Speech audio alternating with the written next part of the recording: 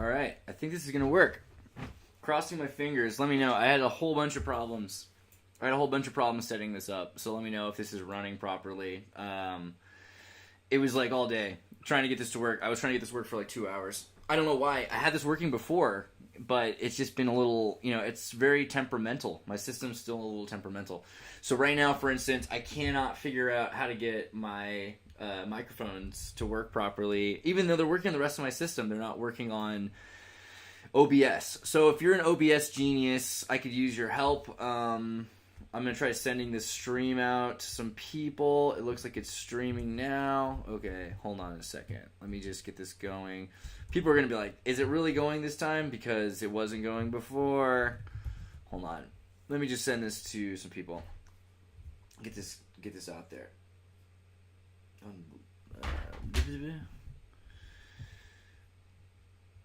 1 second, friends. Send me chats if you're in this thing, because it's going to take me a while to get this ready. 1 second. Where's the video I had a second ago? Live streaming. No, this isn't it either.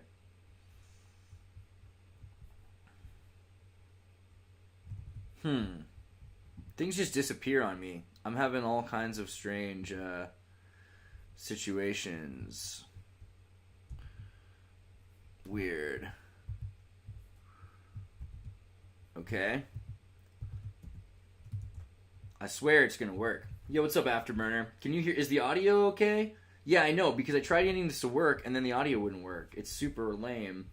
I'm trying to share it now with some people because it wasn't playing before. But is the audio okay? That's my main concern, because it was not earlier. And I'm about to start like a really long one because I have a bunch of tabs I want to open. Okay. Let me see here. Yes, 5x5. Okay, well that's great. All right, well everybody, again, my microphone wasn't working properly. I was trying to get this to work right. I'm going to move some of my paperwork in case someone tries to read my bot to motor proficiency paperwork. That's really interesting, but not really important to this.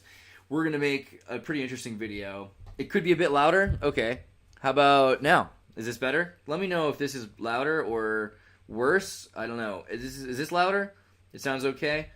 It could be a bit louder, says Travis. I'm just worried about talking too much louder than this. Hold on. How about that? Is this too much louder? How's that? Let me know. These are tests. Very soon, this will all be perfect. And then in the future, I can just start a video and it'll start working. And it'll be great. Michael says it sounds okay. I've got my top chats in OBS. I just recently updated OBS.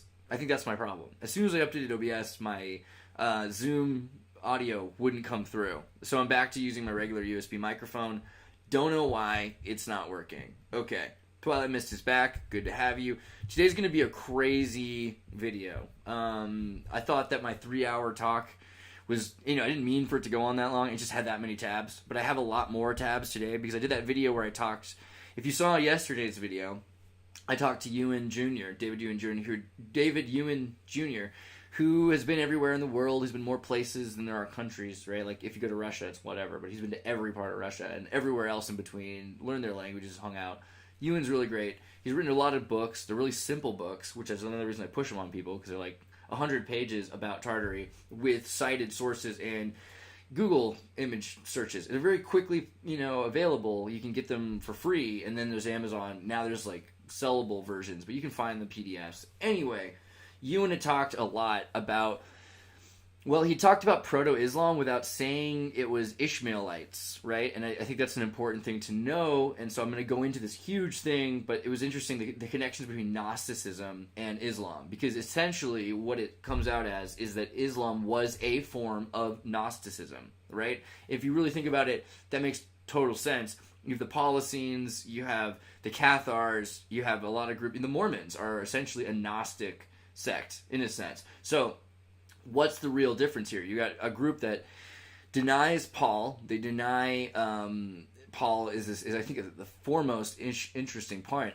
They say that the word of God is not Paul. That Paul's word is not the word of God. That's a pretty big argument for some reason. I would think that wouldn't be as big of a problem. And if you think about all the other things going on in the Gnostic periods, really what it comes down to is it's not about philosophy. It's about control. It's about control of organizations and religions. Hey, what's up, Miss PG? Piggy. I don't know if you like to go by Piggy or PG. So let me know. Let me just push this thing down a bit. My chat is just... Oh, no. Don't do that. Don't do that. Ah, man. I am so bad at this software. What have I just done? Hold on. I have to get better at this. Okay, so tools, scene collection, profile, docs, stats. Oh, man. How did you do that? You just removed your little button that you had a second ago. Tools, outputs. Dude, what have you done? That is so annoying. Controls. There we go. Okay, gosh. I swear, I need to get better at the software. Most people I know have a Stream Deck, which is this thing. And you just push buttons, and you can set the buttons to be what you want. But I haven't really figured out what I want them to be yet. So it's taking a lot more effort to get things done. Let me see here. Did I lose the chat window now? I'm really great at this, guys. You can tell. Oh, boy. Chat. Where'd the chat go? Chat. There it is. So chat window. Now I could pull the chat window out here. Okay. I'm sorry to learn how to use this in front of you. By the way, I said it earlier, but I'm saying it again. If you are a OBS genius, or even just an audio or computer genius, and you think you could help me, please do, because I'm having a serious mental brain fart on some of this equipment. I know how to use it up until it gets to OBS. I've got it audio coming through my computer, fine. Once it's in the computer, it will not go to OBS right now. It's just blowing my mind. New software getting worse, I think, too. Yeah, PG. Miss Piggy's a really cool character, so I hope that it wasn't offensive. I really like Miss Piggy. She's a real powerful woman. You know what I mean? I'm a fan. Okay, let me go to display capture. Y'all getting this? Nothing coming through. Boom. There you go. Have you guys gone to my Twitter yet? Do you guys Twitter? Let me ask you again. Andreas Xirtus on Twitter. Do you follow Andreas Xirtus on Twitter? It's pretty much the best Twitter. I found out that Twitter wasn't the most used thing in the world, but I'm pretty sure that's about to change now because Elon's involved. We were building this huge alternative. We still are. But at the end of the day, it's more likely to end up being used in Twitter now because, we were trying to build this weapon against it, and really it's just going to end up being commandeered and exploited. So be careful out there, folks. But yeah, I would say check out Twitter. Follow me on Twitter. Yeah, and someone said something about Karen. That's about to become important to this too. Anyway, yesterday I read this quote, and I got this from Lunatic Dolphin, who is Golden Gate Starfort Command Casey Watson. I hope you guys follow Casey. Casey, if you're watching this, just so you know, you're one of my favorite Tartary researchers, and you do a lot of really amazing stuff. And we've been riffing off of each other, just talking about DuckTales and Tartary and everything else. Peter Fleming, and so he's like, oh wait, there's a Peter Fleming book? Well, I'll check it out, and so actually read it, which is more than most people could say. And it says, at the very beginning, he pulled out this quote, and it's such a great book, and I hear why, it's impossible to break it down into any little bit, but man, if he didn't try, and this is great. Tartary is not strictly a geographical term any more than Christendom is. Tartary is where the Tartars came from, Tahar, Europe and Asia, and there were so many different kinds of Tartars that the name has at one point or other held good for almost all the lands outside the Great Wall, from the Caspian to Korea. But it has come nowadays to be applied, if it is to be applied at all, chiefly to Xinjiang or Chinese Turkestan and the highlands bordering it, and that is where our journey took us. Now, if you guys recall, David talked a bit yesterday about the differences between Tatarstan and Tartar City, because Peking, Beijing, was Tartar City, and it was referred to that. It was referred to as that. So pretty sweet. And yeah, by the way, Miss Piggy says, I don't, but I think Miss PG says, I don't, but I would, but don't do Twitter, and tried many years ago, but really don't like it. Yes, Twitter was super annoying. I hated it too. I had to get it because I started working with Tim and everybody else, and so, and very quickly my account has grown to 1,500 people that are all, they all have 150,000 followers each. So basically Twitter has become useful because I can tell people, and then they can get the message out, because I can't get the message out. You notice that. I'm trying my best. It's really hard. Great Ice Wall, Lori says, that's great, but I think they're talking about the Great Wall of China, or Tartary, because it's in the middle of the place, and nobody noticed it. Because somebody said that yesterday, and I thought it was funny, because clearly if you were living around there, you noticed it. And that's a big thing about history. It's known in certain places what's going on way better than elsewhere. And so Tartary was this like, is there a thing over there? Methinks Tartary. But as time went on, they started to break it up into smaller and smaller names. But yeah, it's very indicative of Tartary that Marco Polo knew about Tartary without the Great Wall. It's how big Tartary was, that you could know about China and what was part of it without knowing the very center of it, because you never had to get to the very center of it to be affected by it. So very impressive. Let me go back. One of the things that was interesting me about this idea, we were talking about Gnosticism, is Proto-Indo-European mythology, right? Because up to a certain point, this was acceptable. This idea, and look at their symbols right there, right? The sun wheel being carried by the wheeled horse, right? A wheeled horse, So this is, getting into that idea of the mechanical horse.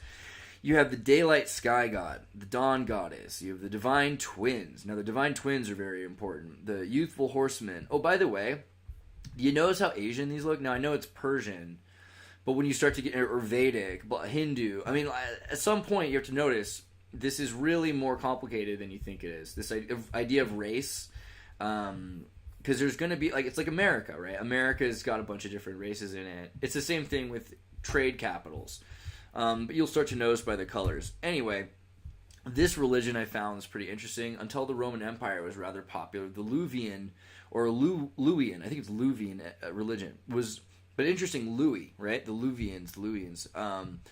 This group here that went, and you can see they went into the Anatolian region pretty strongly. Here's their cool symbols with their Phrygian caps. Smurfs everywhere, right? So important to know about the Luvians, the Luvians. I think they're Luvians, but I like Louis because it kind of connects to the French and the Cathars and this idea of the Luvians. Also, Armenian and Armenian in Armenia, the connections there. So big group of people. Neo-Assyrian Empire. Their religion, what was it about? Well, the Luvian religion can be divided into two periods, the Bronze Age period and the Iron Age period, the late Luvian period. During the Bronze Age, the Luvians were under the control of the Hittites. They spoke of the Luvian language, a close relative to the Hittite language. Although hieroglyphic script existed in the Bronze Age, which was used for writing Luvian, there are only a few known religious texts of Luvians from the Bronze Age. That's not enough. I wanted to know, what do they believe? Okay, deities. Tar Hunt. Great. Tivad, Arma, Runtia, and Santa. Of course, Santa Claus would be a god.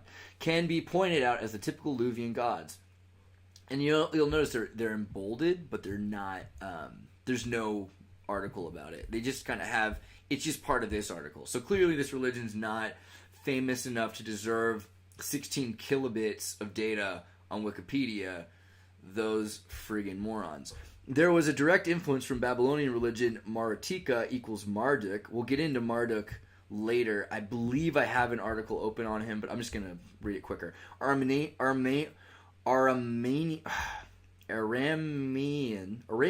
religion. There we go. Balat. That sounds very similar. Lady of Byblos. Lady of the city of Byblos. Like Biblioteca? Yeah. So she liked to read, especially in the way the gods were depicted. Now let's go a little deeper. Tarhunt, or Tarhuns, was the weather god and chief of the Luvians. Unlike Hittite Tarhuna, man, there's a lot of tar gods, aren't there? We'll have to get into him, the weather god. And Hurrian Tesub, his chariot was pulled by horses, not bulls. Usually the weather god takes on clear traits of a fertility god, as in late Luvian images showing Tarhunsa with bunches of grapes and ears of grains. One of his epithets, Pihasasi, very saucy, of the thunderbolt, was especially venerated in Tarhuntasa, right? So there was a giant city called Tarhuntasa, which was at one point the capital of the Hittite Empire. So not just your run-of-the-mill villages. Tarhunt Pihasasi, I love that word, was even chosen as the personal guardian god of the king Muwatalli II. So you get into the Hittites. It was assumed that the Greek winged horse Pegasus, which carried Zeus' thunderbolt, derives its name from the Luvian epithet. So Pegasus, Piasasi of the thunderbolt. There you go. Now you know why winged horses come from the Tars. Sipiliuma or Supiluliumas was the first was appointed king. His son Telepinu as priest and king of Aleppo. Aleppo, very close to Tripoli on the Phoenician coast. As Tarhunza of the vineyard, Tarhunza Tarwasa, he was worshipped in the Tabal, or in Tabal, which is a language in the south of Anatolia. So, okay, you kind of get the idea here. Santa was a death-bringing god, something important to know. Santa's name, along with the dark Marwanzi, as in Nicaragua. In the late Luvian text, this largely unknown deity was called upon in curses to feed an enemy his dogs or to eat the enemy itself. Santa was identified with the Babylonian god Marduk in the Bronze Age. His cult endured in the Sicilian Tarsos until classical antiquity, where he was identified with the Sandian Heracles, the goddess of fate Kwanzaa. Okay, so again, you guys are going to start noticing that you've heard these words before, just not meaning what you thought they did. So apparently when you thought you were just doing this Hanukkah ritual for politically correct purposes in the late 90s, you were actually worshiping the goddess of fate, Kwanzaa. And the plague god, Iari, are the only attested indirectly in late Luvian names. In the Bronze Age, the former was known as Golza. Kupapa was one of the most important goddesses of the late Luvian pantheon.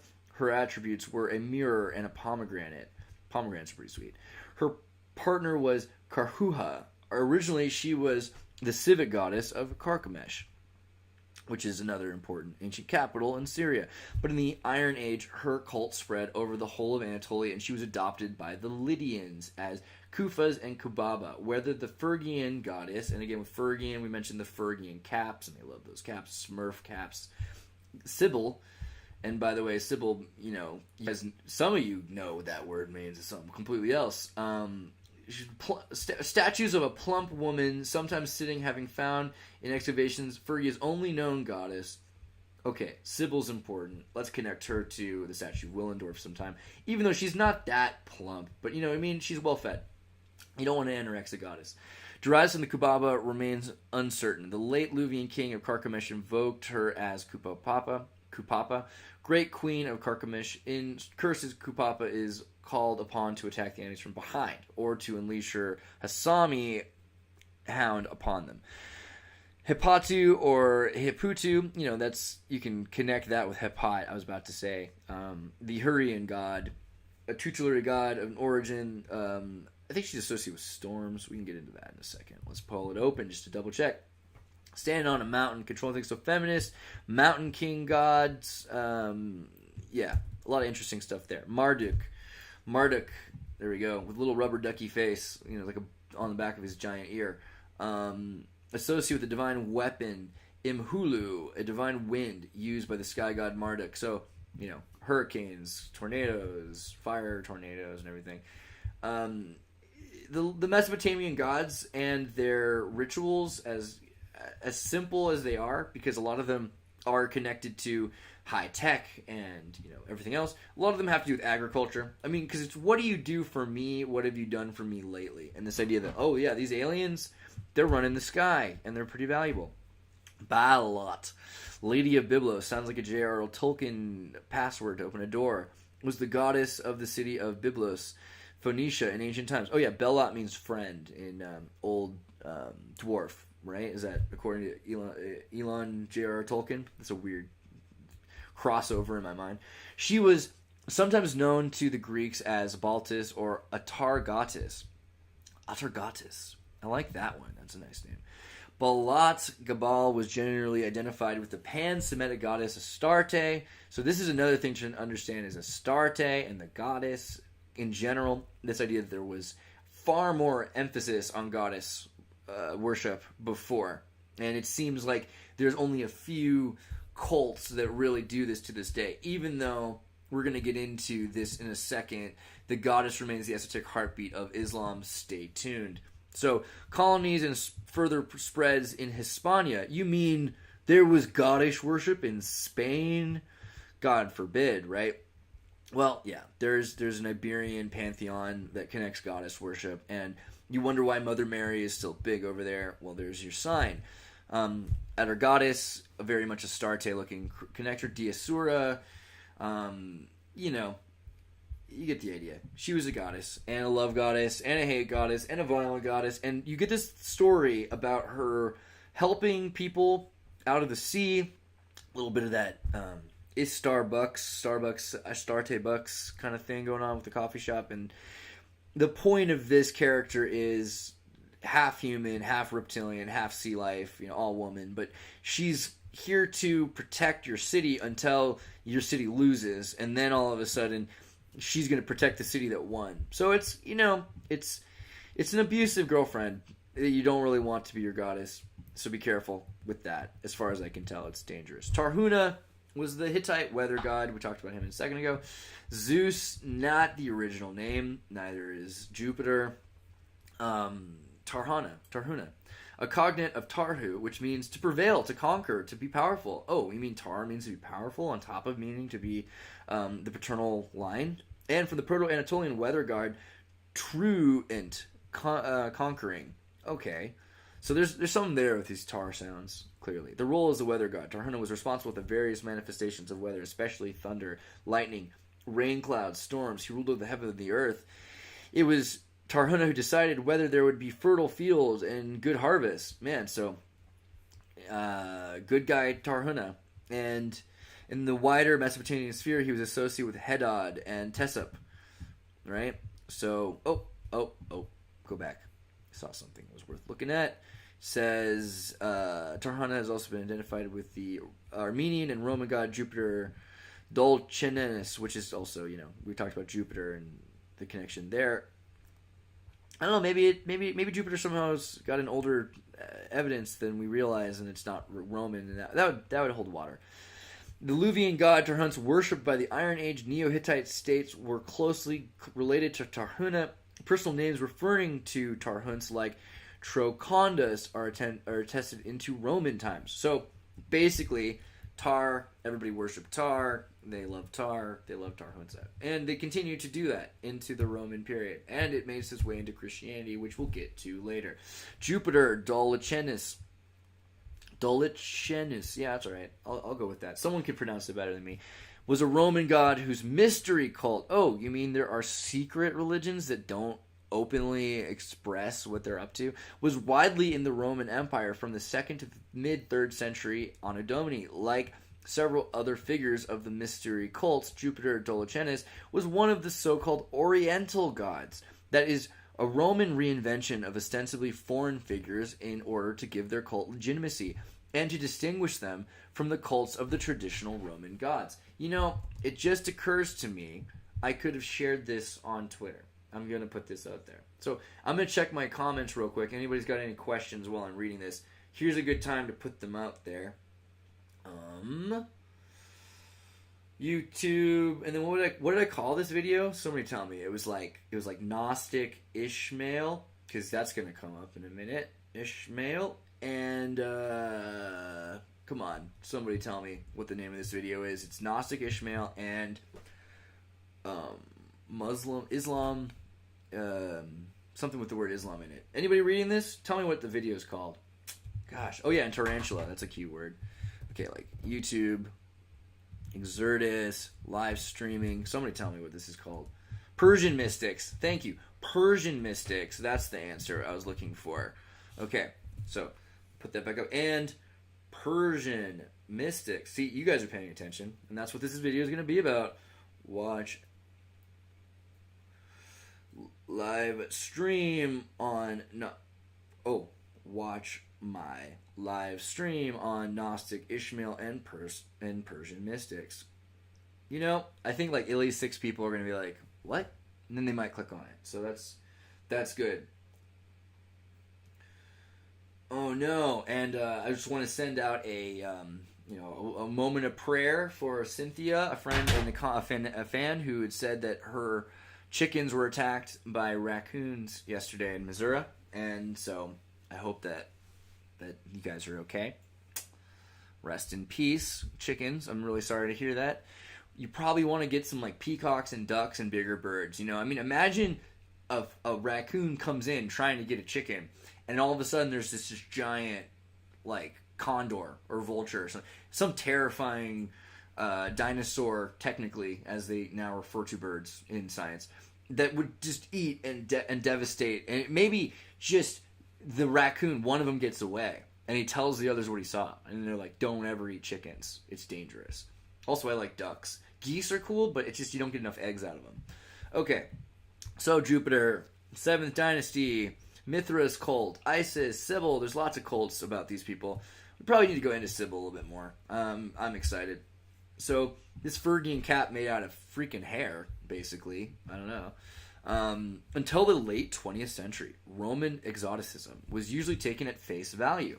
And Jupiter Dolichanis was therefore, like other pseudo-Oriental figures also, assumed to have been really a Roman continuation of an Oriental figure. In the case of Jupiter Dolichanis, the exoticism was attributed to the Interpretatio Romana derivation from a Semitic Hadad Baal Teshub cult. Oh, you know, so they just kind of like threw these guys together and say, oh yeah, you worship one or the other trinity of Hasad Baal Teshub, which had its cult center on the hill. Oh, this is the Google of where the hill was. Okay, so like, nice. Oh yeah. So it's just southwest Turkey, basically. I mean, someone's gonna be offended that I said that. It's like Kurdish land, and we'll get into Kurds too, because I love you, Kurds. Near Dolice, 30 Roman miles west of Samosata on the Euphrates in the Commagene in Eastern Asia Minor. The present-day name of the hill is Baba Tepesi, Father Teshub, another storm god. So they really seem to like storms, which, you know, I gotta question you guys. If they're that obsessed with storms, does that mean lightning is just happening all the time? And I've lived in places where this is the case, where there's just non-stop thunder and lightning storms. So my first thought is, again, looking at the rainforests where that's common, there are a lot of weather gods. Weather seems to be very important. Lightning seems very important. And benefits that we wouldn't think of coming from lightning striking trees and, you know, invigorating the earth with nutrients. That happens a lot. Burning areas naturally that occur. I don't know. Just a thought. Just wanted to bring that in. So, earliest traces of the cult of Dolichanis is in the 2nd century. They think that Turkey... Let's get into this idea of Asia and Orient, the Orient as Turkey. I think that's going to blow some people's mind, because you'd think of Japan or something for some reason, and that's just not the way it is. Okay, Mountain Mother is Sibyl, so she's basic... I mean, I think it's kind of rude that they called this lady... stocky or chunky or whatever they said, and you know, now I feel bad because I'm using the wrong word, but she's definitely, you know, she's a little weighted, but that's good, right? Like, that's, you want them thick. I don't know. Phrygia's only known goddess, so I like what they did with her, and I think Magna Mater, great mother, is the Roman equivalent, right? So the Roman state adopted and developed a particular form of her cult after the Sibylline oracle in 205 BC recommended her conscription. Look at those books about her. As a key religious ally in Rome. I think they used her to kind of replace Hestia, because Bacchus showed up, and Hestia ends up as the Vestal Virgin cult. Roman mythographers reinvented her as a Trojan goddess, and thus as an ancestral goddess of the Roman people by way of the Trojan prince Aeneas. As Rome eventually established a hegemony over the Mediterranean world, Romanized forms of Sibyl's cult spread throughout Rome's empire.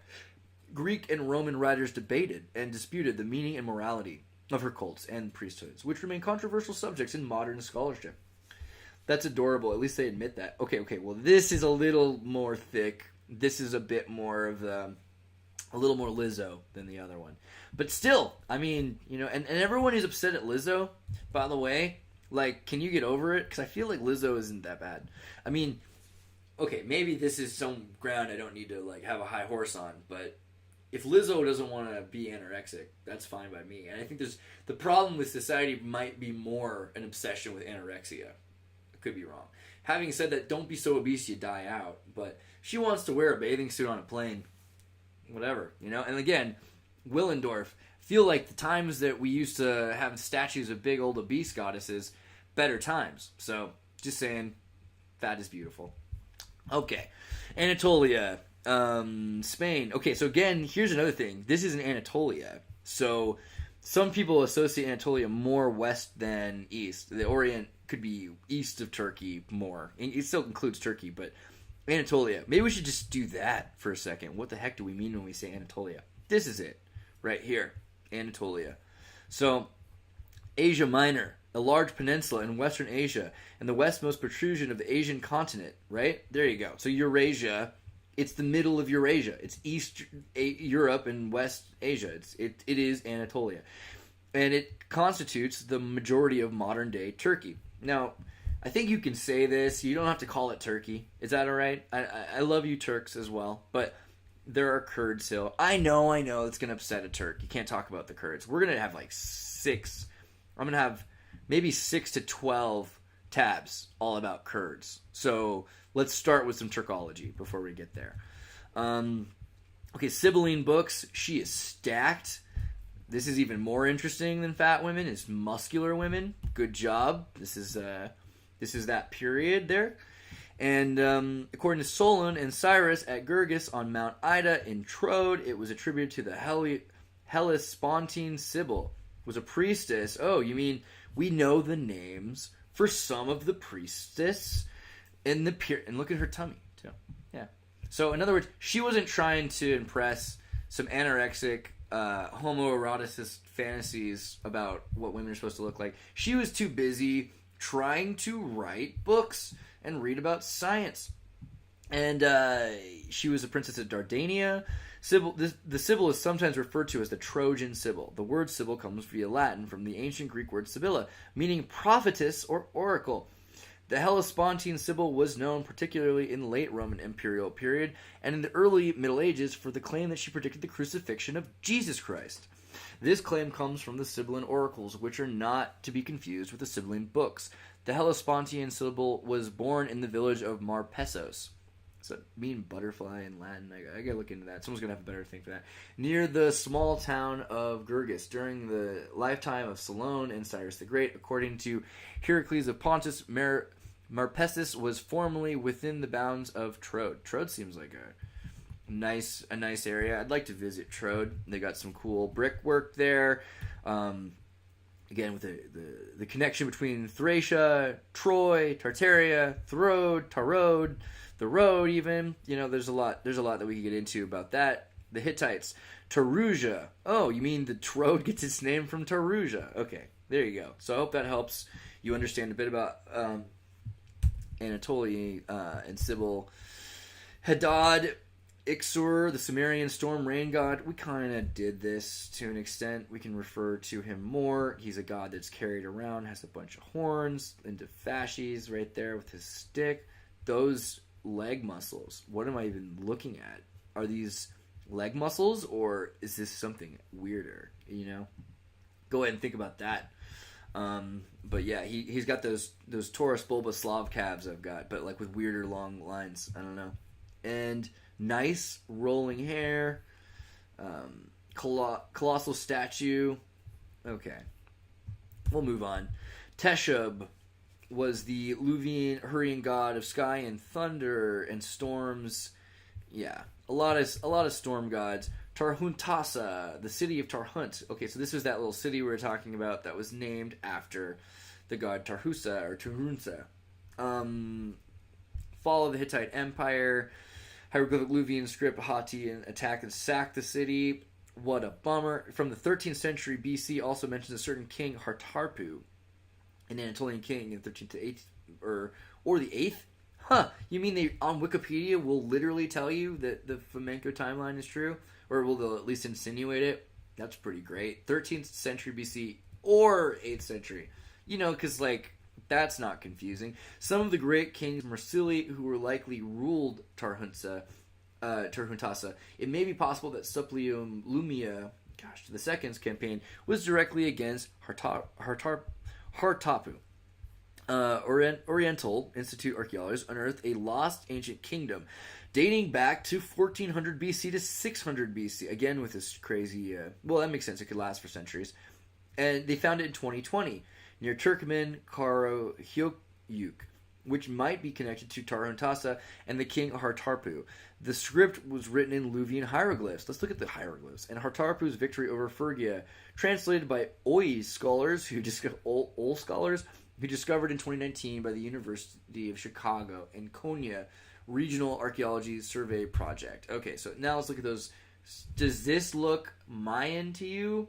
I think so. My opinion is Anatolian Turkish hieroglyphs of the the Anatolian hieroglyphs look Mayan.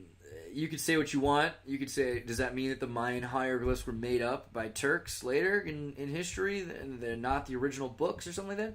Go ahead, think that thought. I'm not convinced. If there was a better explanation for the calendar, the Turks were using the same calendar, but that's going to take a long time to get to that tab. So Hippat was a Hurrian goddess. She was a tutelary deity of Halab in origin and appears already in pre-Hurrian texts of Ebla. Her status was not identical in all Hurrian centers.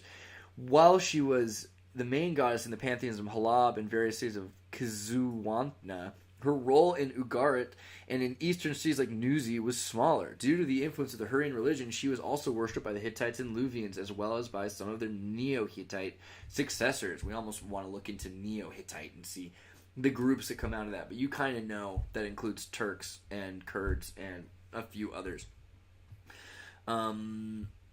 Attested role is that the wife of the weather god, okay, and her Luvian Tarhunt. So, yeah, she loves weather. I mean, literally, she's married to him, and they worship her in various ways. You guys care? I'm going to move. I want to get into this Turkish thing. Pan-Turkism. It's a political movement that emerged during the 1880s amongst Turkic intellectuals of the Russian region of Kazan, aka Tartarstan, Baku Governorate, modern-day Azerbaijan, and the Ottoman Empire. I don't know if you guys pay a lot of attention to these places unless you're from there or have family from there, but things like, Azerbaijan is very fascinating. Beautiful country, beautiful people, beautiful culture, beautiful language, beautiful architecture. Take your pick. I mean, just everything about Azerbaijan is based. Really cool place. Again, with the beautiful people too. They're very wonderful. And then this happens every once in a while where they get taken over every generation or three. They build up a little wealth and then they're robbed.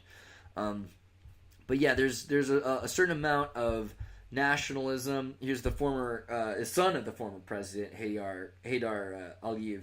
It's Ilyam Aliyev, and you could pretend that this group of people are just part of Russia, but that would be silly. They really are their own group. Now, a lot of them, of course, can speak Russian, but you'll start to notice they are, there's an Islamic influence there, but it's more of that Ishmaelite thing that we haven't even really talked about yet. So, Pan-Turkism, Ottoman Empire, Pan-Slavism, it was a response to the development of Pan-Slavism and Pan-Germanism. And, Pan-Germanism didn't really pan out, and Pan-Slavism ended with the Soviet Union collapsing. So, Pan-Turkism, I would argue, is still alive, and it's pretty important to a lot of people. Check this out. Now, this is bent. If you would imagine this on a polar projection, you would see how closely these are related.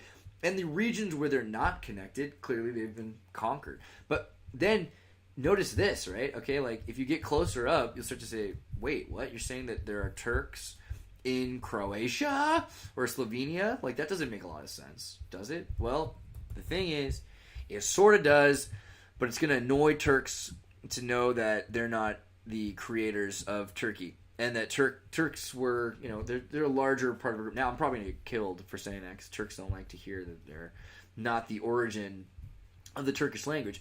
But you can start to find, for instance, hold on, let me get to 1804, the Tartar theologian Gabden Nasir Kursawi wrote a treatise calling the modernization of Islam. Kursawi was a Hadad from the Arabic word hadid, meaning new. The Hadids encourage critical thinking, supporting education, and the equality of the sexes. Okay, so clearly this is a very different kind of Islam than the modern Islam, and the intellectual movement of Turks allowed for Ottoman Turk to rise up in the beginning of the 20th century. Ottoman Turk was very cool. He essentially made it possible for, let's find this guy.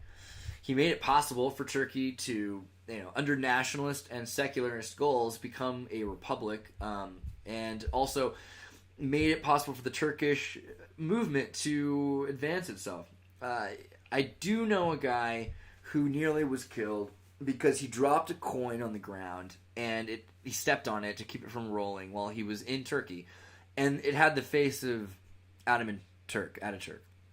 And when that happened, some Turk pulled out his sword and chased him down the street and tried to kill him. And he survived because another Turk tried to save his life. So not everyone's the same, but it's important to recognize that A, Ataturk's very important to Turkish nationalism, and B, Turkey is still pretty wild. Beyond Pan-Turkism, because Turkism isn't the only thing.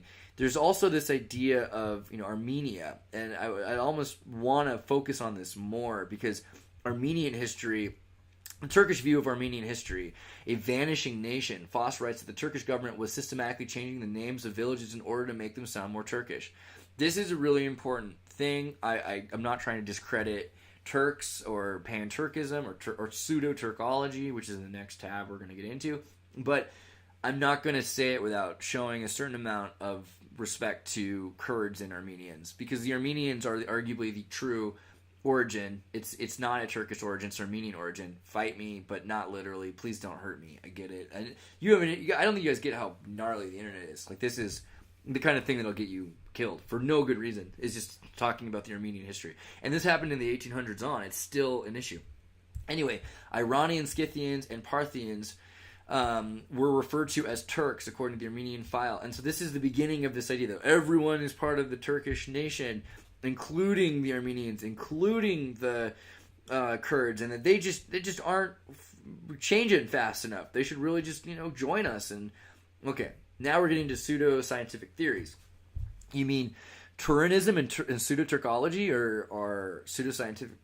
Well, of course, nationalism is always used as a driving force, and science is used as an excuse for that nationalist driving force. So, Pan-Turkism has been characterized by pseudo-scientific theories known as Pseudo-Turkology, though dismissed in serious scholarship, and I'm not dismissing it, by the way. I'm using a lot of this. Scholars promoting such theories, often known as pseudo-Turkologists. What about this? Historian negationalism? Historical denialism, I like that one, open that too, have in recent times emerged amongst even every Turkic nationality. A leading light amongst them is Murad Adzi, and no picture, who insists that 200,000 years ago, an advanced people of Turkic blood were living in the Altai Mountains. These tall and blonde Turks are supposed to have founded the world's first slate, Idel Ural, 35,000 years ago. This is the first state, Idel Ural. Let's pull that out and look at their little dream. 35,000 years ago, and to have migrated as far as the Americas. According to their theories, like the Turkish history thesis, promoted by pseudo-scholars, the Turkic people are supposed to have migrated from Central Asia to the Middle East in the Neolithic period. The Hittites, Sumerians, Babylonians, ancient Egyptians, all classified as being Turkic in origin. The Kurgan cultures of the early Bronze Age up to the more recent times are also typically ascribed to Turkic people by Pan-Turkic pseudo-scholars such as Ishmael Miziev. Non-Turkic people typically classified as Turkic, Turkish, Proto-Turkish, or Turanian include Huns, Scythians, Sakas, Simians, I can't be right, Cimmerians, but spelled funny, Cimmerians, I guess, Medes, Parthians, Panathonians, Avars, Caucasian Albanians, and various other ethnic minorities in Turkic countries such as the Kurds. Adzi also considered Alan, Goths, Burgundians, Saxons, Alemanni. I think that has to be German, right? Alemanni is a special thing? Yeah, it's Germanic tribe. And Angels. Is that really? There's a group called the Angels? German people who settled in Great Britain post-Roman Empire. Let's look at that. Lombards. And many Russians as Turks. Only a few prominent people in history, such as Jews, Chinese people, Armenians, Greeks, Persians, Scandinavians, and other people the Turks don't like, are considered non-Turkic by Adzi.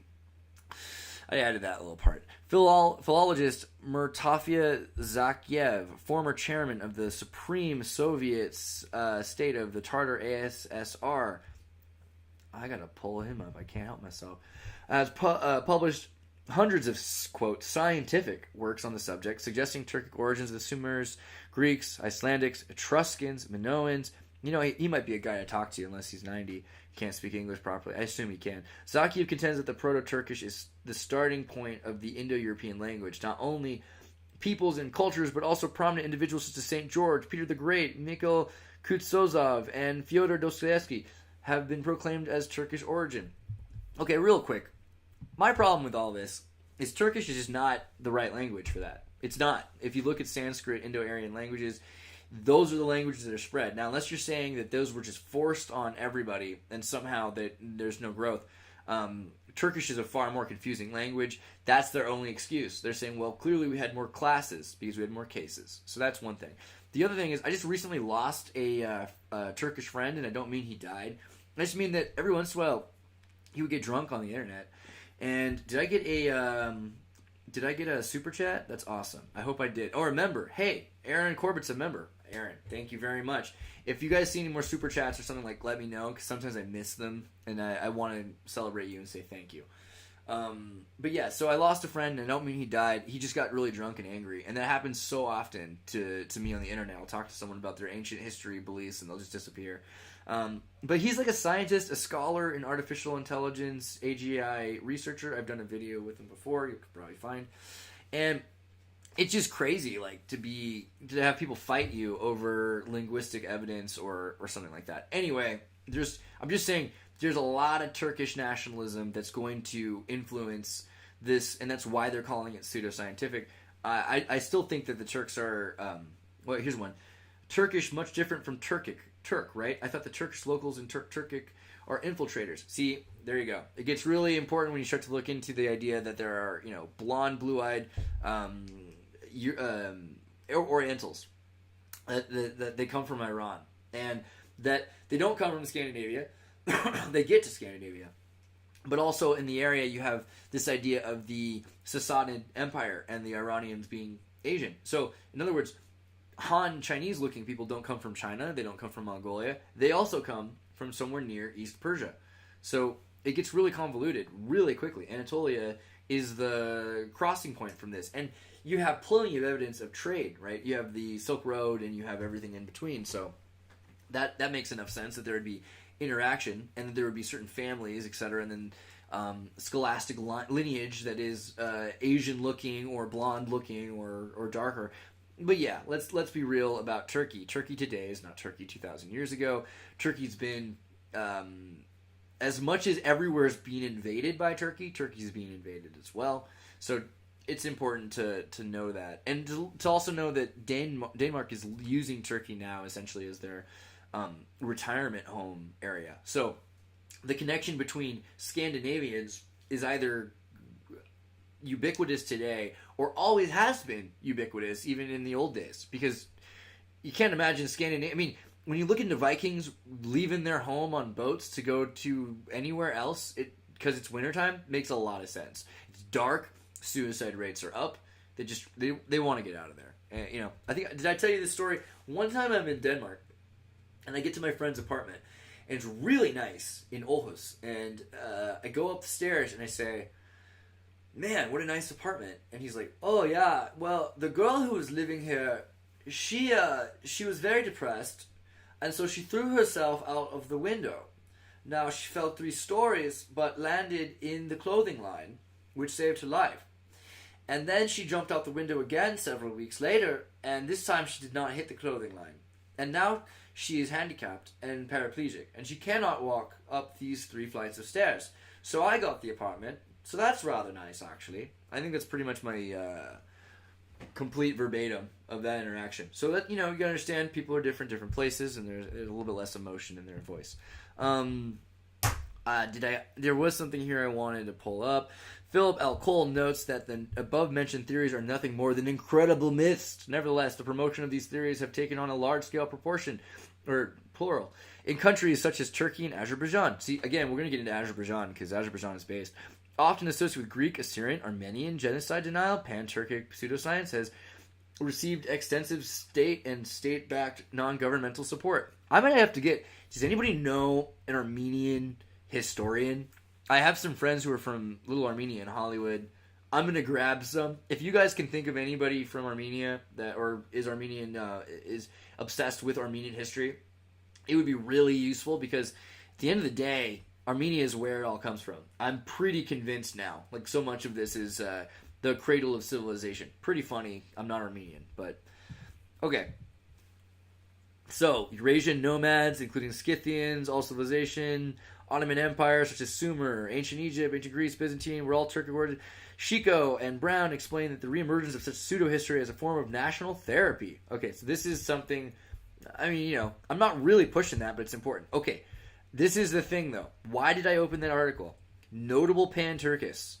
These are all people who did research on Tartaria and Tartars, and it's really, of course they're going to say it's about Turks, some of them, but I don't think Shokai was obsessed. He was more of, because, he's a Kazakh.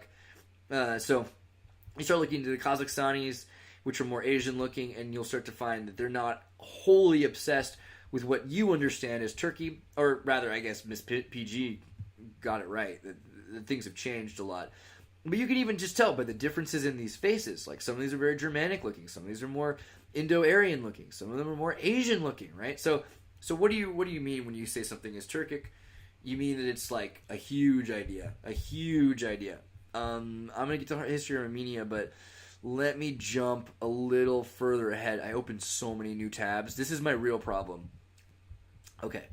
Turkology. Let's go to Turkology. And this was, that was just a little bit. This is like the bigger article about it. Pseudo-Turkology. And they don't want to call it that because even Wikipedia is afraid of getting killed. In a complex of humanities, sciences studying languages, literature, history, literature, folklore, culture, and ethnology of people speaking Turkic languages and Turkic peoples, because they're different. In because people were forced to learn this language. In chronological and comparative context, this includes ethnic groups from the Sakha in East Siberia. What? That's so far away. That's basically Alaska. You got Turks in Alaska. In East Siberia to the Balkans. Yeah, so way low down into the Slovenian. In south. Okay, so there's a bunch here. We kind of went over a bunch of this idea that there's evidence connecting the Persian culture today to the ancient Turkish culture. That I'm still going to go to the Armenia page after this, but you can see how it happened. You can see persecution in Soviet Russia, Turkology, intelligentsia being killed, people fighting to not be part of the Soviet Union. One of the reasons why Turkey is so important today is that it wasn't suppressed by the Soviet Union as much as they wanted it to be. There was a great purge. They killed a lot of very important Turks. This is very sad, but I'm not done worrying about the Kurds. So, Turkology scholars persecuted in the 20th century of the Soviet Russia. Boom! Big one here. This is a big article. I want you guys to not even read it now. I want you to go to Turkology on Wikipedia and get this and start going through these names, because some of these names are not links. And if you want to know about, these are, look at this, a Soviet Tartar linguist, Gabdulke Kuramovich Akatov. Yeah, there you go. 1970, important figure. Did he die in 1970? What is it? Oh, no, 1927 to 1986, but he was the professor of philology in 1970. Kazan School of Phraseology, Tartar Dialectology. You want to know about Tartars from a more realistic perspective, you're going to have to look through people that were suppressed in the Soviet Union, because they already killed most of the people who knew about this stuff. Ahmed Baitursnov, an intellectual. He looks cool. I'm going to click on him. Keep him open. And I'm not going to go through all these right now. I just want you guys to know this exists and bother to look through these names. I'm going to have to go through all these names for days. It's just crazy. Azerbaijani statesman Yusuf Vazir Shamanzaminli. Great. Railroad engineer. People who studied the railroad from ancient times. Come on. Rodlov Friedrich Wilhelm. Not a very Asian name. Germanic-born Russian founding Turkologist. Okay, so what do you mean? This guy who's from German background, born in Germany, of Russian blood, finds out that there's connections to the Turks. I'm going to pull him up. He might be important. And As a Pan-Turkist, Stalin is proclaiming an ethnically German Radlov as Pan-Turkist was especially ridiculous. Okay, so there's a lot more names here. There's just so many of these guys. And this isn't even the whole list. This is just a few of the people who were killed or were suppressed. But check this out. List of Turkologists. And then we get even bigger. And you might say, wait, when does this list end? And it just never ends. It just keeps going forever. Well, okay, until you get to Dmitry Peskov. But wait. Russian diplomat and press secretary for the Russian president Vladimir Putin. He's a Pan-Turkish Tartar? What? Oh gosh, guys. What are we going to do? Okay. He excluded all the purely Arabic letters not used in the Kazakh language, rewrote the Kazakh alphabet, tried to deviate from Islam. Yeah, I mean, born in a Muslim Kazakh family. Dude, Kazakhs are cool, right? And saw people building space flight stuff, right? Or no, was that before that? 1937. No, he just didn't quite make it into the space era of Kazakhstan. But he did trains, which would have been very important to him. Mugshot of the guy. Yeah. Oh, they arrested him. Okay. Later life and execution. June 1929. He was reminded of his political activity and arrested by the NKVD, which is kind of the KGB at the time, sent to the prison in Kizil Orda as in Tsarist times, again with Mirza Quip Dutal-Tuli. Looks like someone else I'm going to have to read about. And then he was sent to the Arkhangelsk region. Arkhangelsk? You mean, Los Angeles? His wife, Vatursknova, and her adopted daughter, Shulpan, were sent to Tomsk. In 1934, at the request of Peshkova, wife of Maxim Gorky, who worked on the Red Cross Commission, Batyrsnov Sirnov was released. He reunited with his family, who had already 3 adopted children in Alma-Ata. In October 1937, Batyr Sirnov was arrested again for the last time for hiding bourgeoisie nationalist sentiments. 2 months later, on December 8th, he was executed. This resulted in an outcry which was quickly and bloodily silenced. Okay, so he's on stamps, he's important, but you're going to start to notice this idea that Kazakhstan even is saying, okay, well, what if we're not Russian, we're Turkish? And then they see, but look, do we look Turkish to you? And then that leads us into, let me skip ahead a little bit. Wait, I do kind of want to read this. Is there anything about, if I just type Tar or Turk, there we go. He was the ambassador for Turkey, fluent in Turkish, Turkologist, personal life, wealth, whatever. The point is there's a lot of people that still feel this way, and in regions around the Anatolia. History of Armenia, I'm still going to have to go do. Azerbaijan, I'm still going to have to go do. The Adel-Ural State, well, might as well look at this. So, the Adel-Ural State, also known as the Volga-Ural State, or the Adel-Ural Republic, was a short-lived Tatar republic located in Kazan that claimed to unite the Tatars, the Bakshirs, the Volga Germans, and the Chuvash in the turmoil of the Russian Civil War. Khanate of Kazan attempted to create the republic on 1918, March 1st, by a congress of Muslims from Russia's interior and Siberia. Adel-Ural means Volga-Ural in the Tartar language.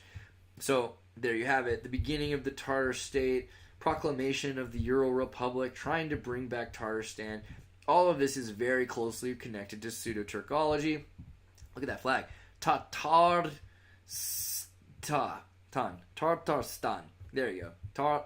Tatarstan. There you go. Alright, you feel better now? Anyway, he got wheel in his heart. He's moving around. Angels, Germanic peoples. Let's go back again. Turkology, we saw this. Vasily Radlov was the German one. During Stalin's time, he was oppressed. And 4 volumes on Turkic languages from 1893 to 1911. These are guys I want you to know about. History of Armenia. Hey, look at Armenia. Is Armenia not beautiful? I say it is. I like Armenia. And it's interesting that they moved all the Armenians, not all of them, but a lot of them to Hollywood. Hollywood is essentially run now by Armenians in the best way. Armenia is located in the highest surrounding biblical mountains of the Ararat. Originally, the Armenian name for the country was Hayik. Later, Hayastan, translated as the land of the Hayik, derived from Hayik and the Persian suffix stan, meaning land. The historical enemy of the Hayik The legendary ruler of Armenia was Bel. In other words, Baal. Okay, so there's definitely a mythological idea here, but you could also say what we think of today as mythology comes from the actual history of Armenia. And I don't know, you could argue either way. I'm not going to get called a pseudo-Turkologist for nothing. I'm just saying it makes sense.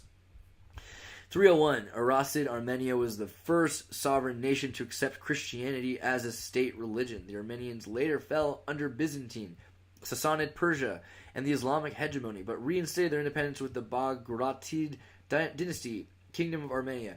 After the fall of the kingdom in 1045 and the subsequent Seljuk conquest of Armenia in 1064, not too long before 1066 in the Battle of Hastings, the Armenians established a kingdom in Sicilia. Really? You mean the Armenian mafia might be connected to this? Oh, that's crazy. Wait, is this wrong? I could be mixing something up, right? Hold on. Sicilia is not the same as Sicilia. Right? I must be wrong. Hold on. I just want to make sure I don't lead you guys astray. I think that's fair.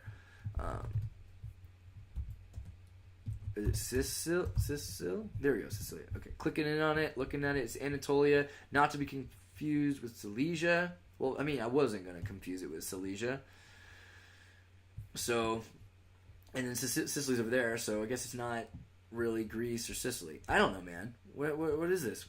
Sicilia is extended along the Mediterranean coast. Somebody knows this. From Syria, in the Taurus Mountains. Great climate. Well, dude, okay, Turkish Sicilia. I mean, come on. It's got to be connected to Sicily. I could be wrong, but it seems like way too close of a connection to not have. Germanic peoples, post-Roman period.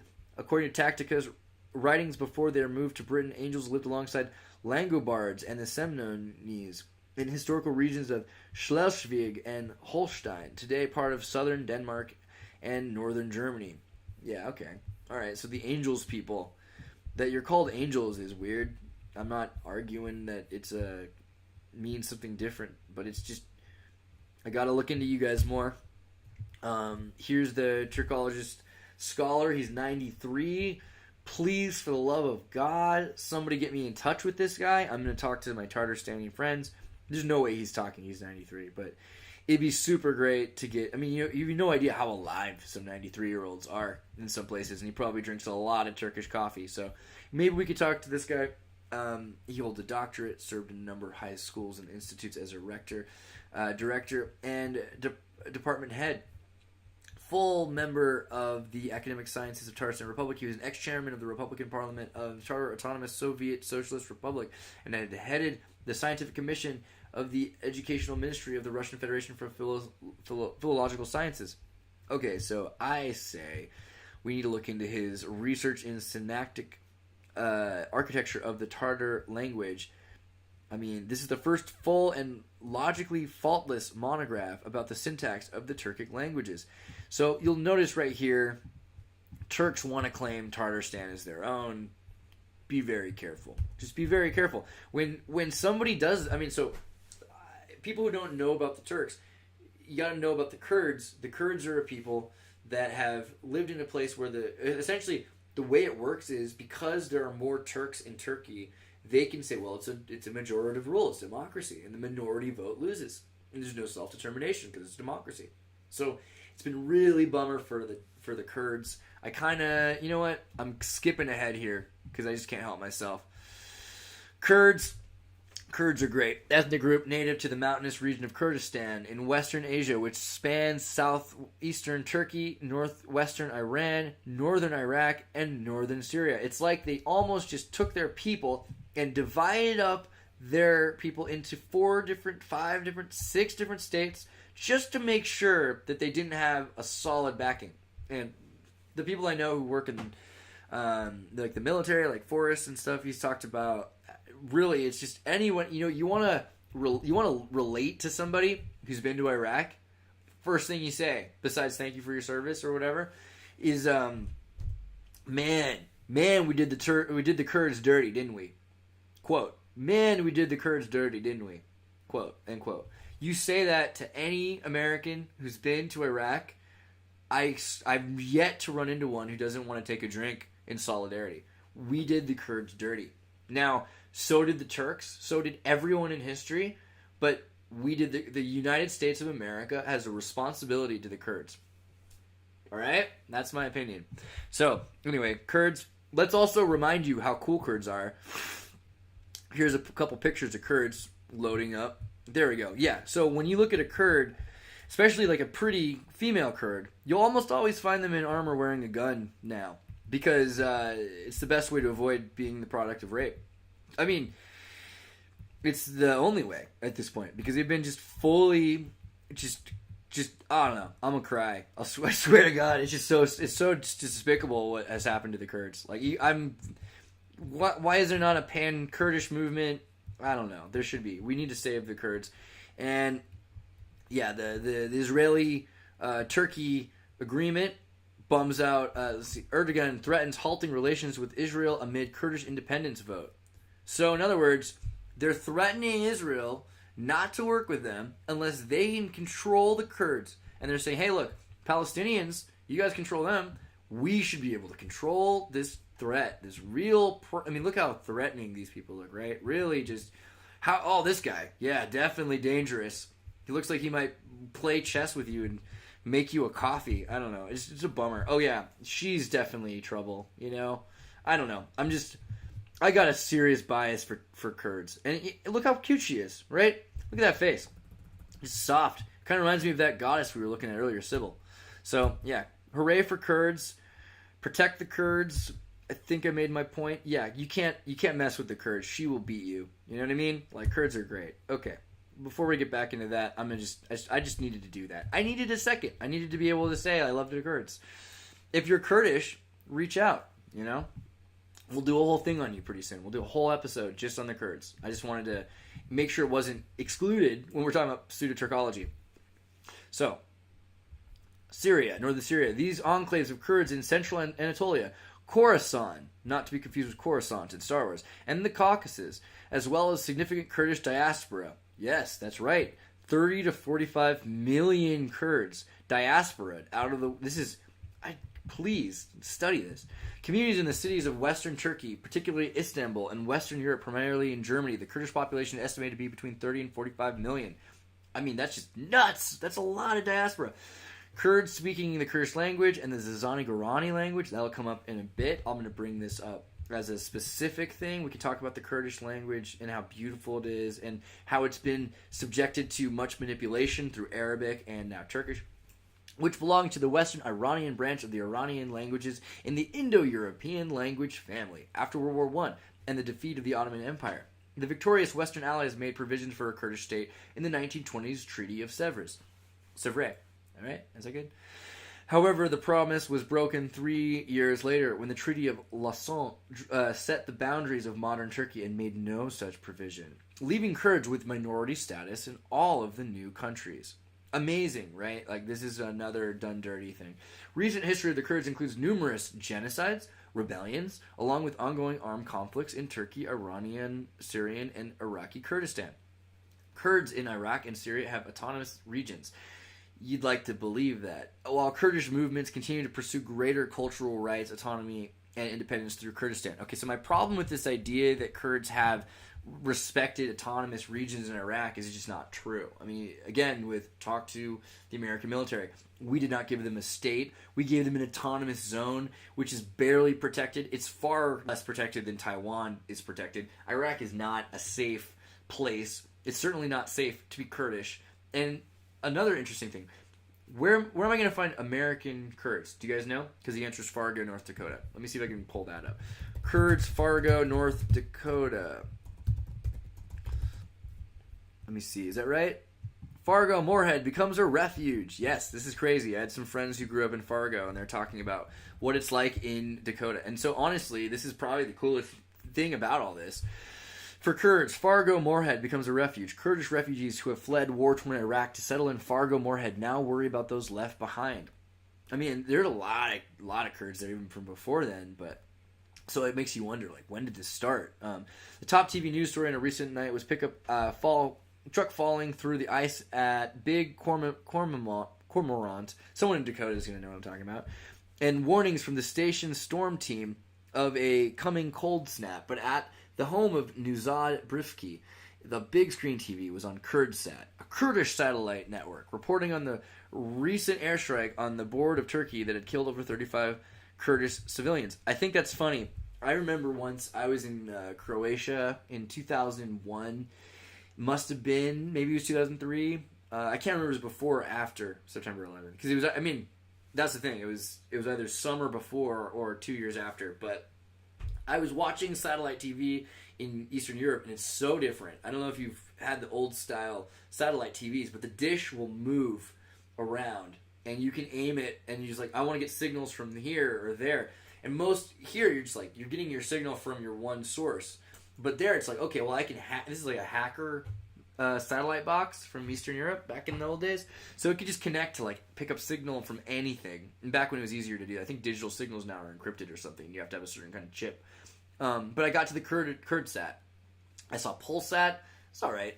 Russian TV, pretty good actually in 2001. But Kurdsat with the beautiful Kurdish women that just make you want there to be more Kurds and intellectual Kurdish diplomats and again the Kurdish intelligentsia and Kurdish television and just again it's not sung about enough. Turkish soap operas I hear about. I mean, I'll be walking around, minding my own business, and someone tell me how much they love a new Turkish soap opera. I do too, okay? I love Turkish soap operas. They're good. But at the same time, where are my Kurdish soap operas? Okay, that's my rant. I'm done. I just had to bring it up. Point is, you're going to find decidedly pro-American. Many arrived in the 1990s, fleeing the regime of Iraq of Saddam Hussein, who really didn't like the Kurds, and that's another thing we didn't help with, because guess who put him in charge? And coming to Fargo Moorhead through refugee programs largely funded through such religious organizations as Lutheran Social Service. Have you guys heard of the Lutheran Social Service? It's not as adorable and harmless as it sounds. Okay, well, you get the point. I don't need to read you this whole article, but it's important that you know about Kurds and where they live. We can skip back a bit there. History of Armenia. The history of Armenia covers the top, and I'm probably going to end up getting back to Kurds, but I just have so many tabs open. I don't know what to do.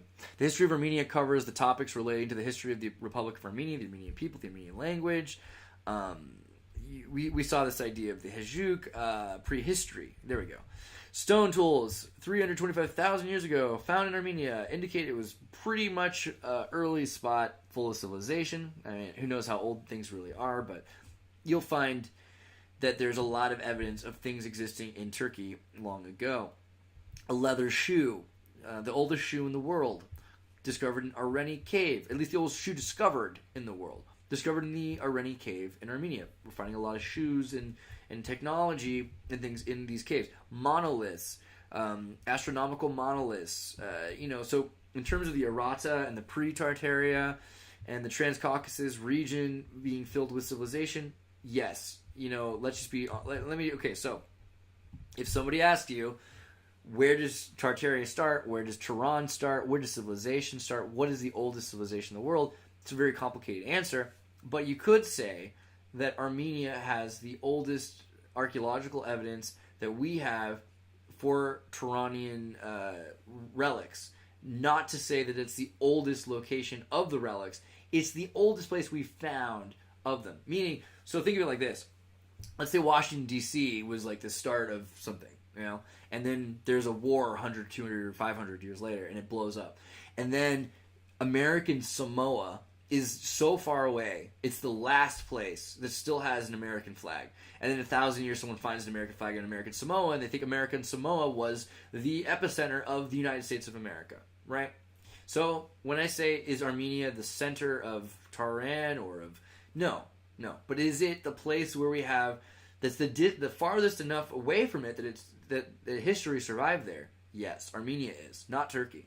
And again, Turkey's very important because archaeologically, the stuff that exists from post-Turan in Tartaria, which is, again, the difference between ancient Sumer, which is, we're talking about this 30,000-year-old reset, Mayan calendar, this idea of resets, right? This isn't the first reset, this isn't the last reset. This idea that the 5,000, 6,000, 2,000-year-old thing that we're talking about is different than the 20,000-year-old reset thing. we can say the most recent civilization was spread out from Turkey. That's fair. That's totally fair. Look at Azerbaijan. Look at Turkey. Look at Damascus and Syria. Syria is probably, to be fair, more. The point is, you got Istanbul and Constantinople. So yes, let's respect it as what it is. Architecture that we're finding today in Turkey. Amazing. Good job, Turks. They've saved it. It exists still. Great. Does it mean it's the center of Tartaria? Does it? I'm not saying it doesn't, but does it? Doesn't. Okay. Iron Age. Orontid dynasty. Around 585 BC, the satrapy of Armenia rose. This is where you start to see the Orontid dynasty and the beginning of the Armenian period of, essentially the same time as when Buddhism starts to rise, and the deviation from paganism towards Zoroastrianism. So Armenians connected to Persia directly. The culture is very clear, and this is before Christianity, so it makes sense. But you have to remember there's a huge connection in Zoroastrianism to Christianity, and we'll get into that. I don't know how, because how do we make enough time to do that? But we will. Aracid dynasty. So you start to look into the dynasties of Armenia. Persian Armenia. There we go. With the partition of Armenia in 387. Okay, so Christianization. 301, Armenia became the first nation to adopt Christianity as a state religion. Amidst the long-lasting geopolitical rivalry of the region, it established a church that today exists independently of both Catholic and Eastern Orthodox churches. So, if you're going to look into Christianity, and I'm not saying this is the only place to look, because where do I have? I have some more somewhere here, like the myth of the 20th century. No, Gnosticism, modern times, Gnosticism, Babism, ancient church of the East. Okay, I'm gonna really quickly open this just to show you. The ancient church of the East is an Eastern Christian denomination of the Eastern Syriac Rite, and that connects to. I gotta go back even further to the actual ancient, but not called ancient. The ancient church is a new church.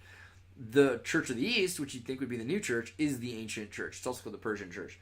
This is destroyed by ISIS very recently. 2014, it was destroyed. The ruins of the monastery of Mosul in Iraq.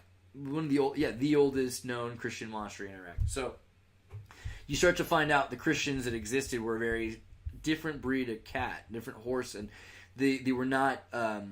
They were before the Great Schism. They were their own schism even earlier. So at the time that Constantine starts changing the Church of the East continues going until it gets schismed in 1552, right before the Protestant Reformation. Right? So at the time that the Protestant Reformation is forming, this schism started. It's almost as if the Jesuits are involved, Okay, so we'll get into that later, but I wanted to tell you that's why the Christian Church of the Armenians are not associated with the Orthodox community or with the Jesuit Vatican community. And having become so in 451 after the rejection of the council at Chalcedon, which was the fourth Ecumenial, the council of ecumenical. There you go. Ecumenical. There you go. Council of the Christian Church. It was convoked by the Roman Emperor Marcian.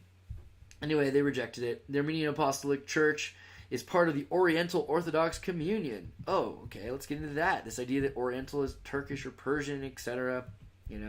Oriental Communion. So, the Oriental Communion.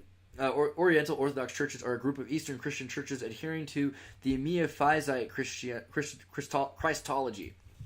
A total of approximately 60 million members worldwide, so not exactly a small organization.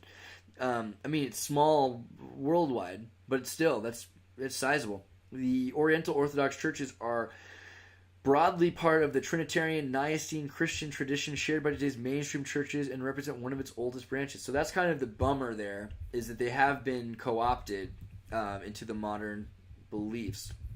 But, and again, Miaphysitism in Christological doctrine upheld by the Orthodox churches, including the Ethiopian Orthodox Church, hold that Jesus, the incarnate world, is fully divine.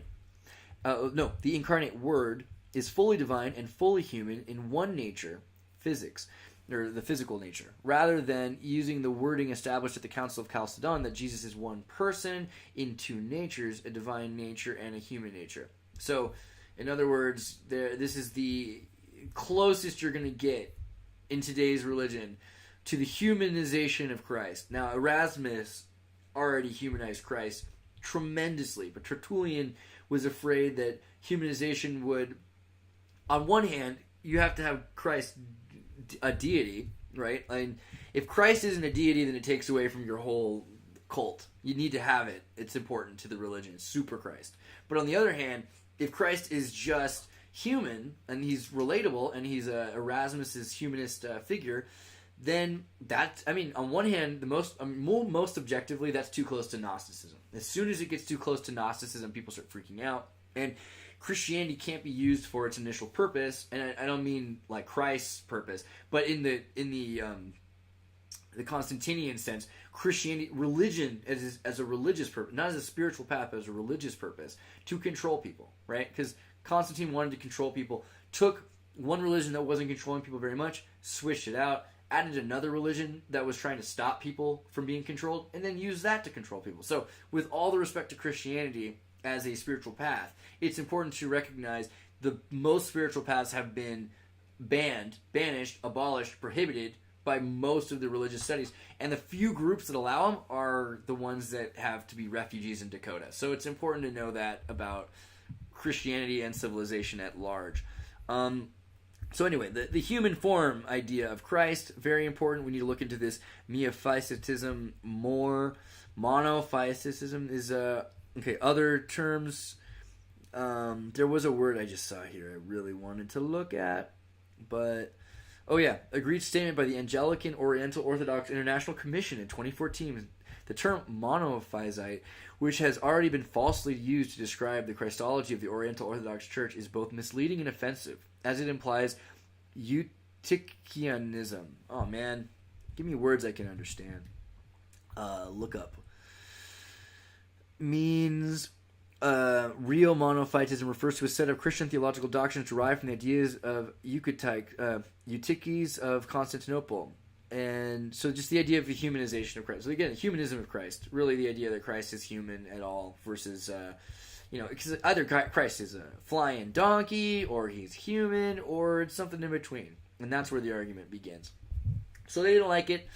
They don't want to refer to it by that term. Mia is better. What's a Greek Mia, right? Etymology? Wait, there we go. There we go. No? Mia.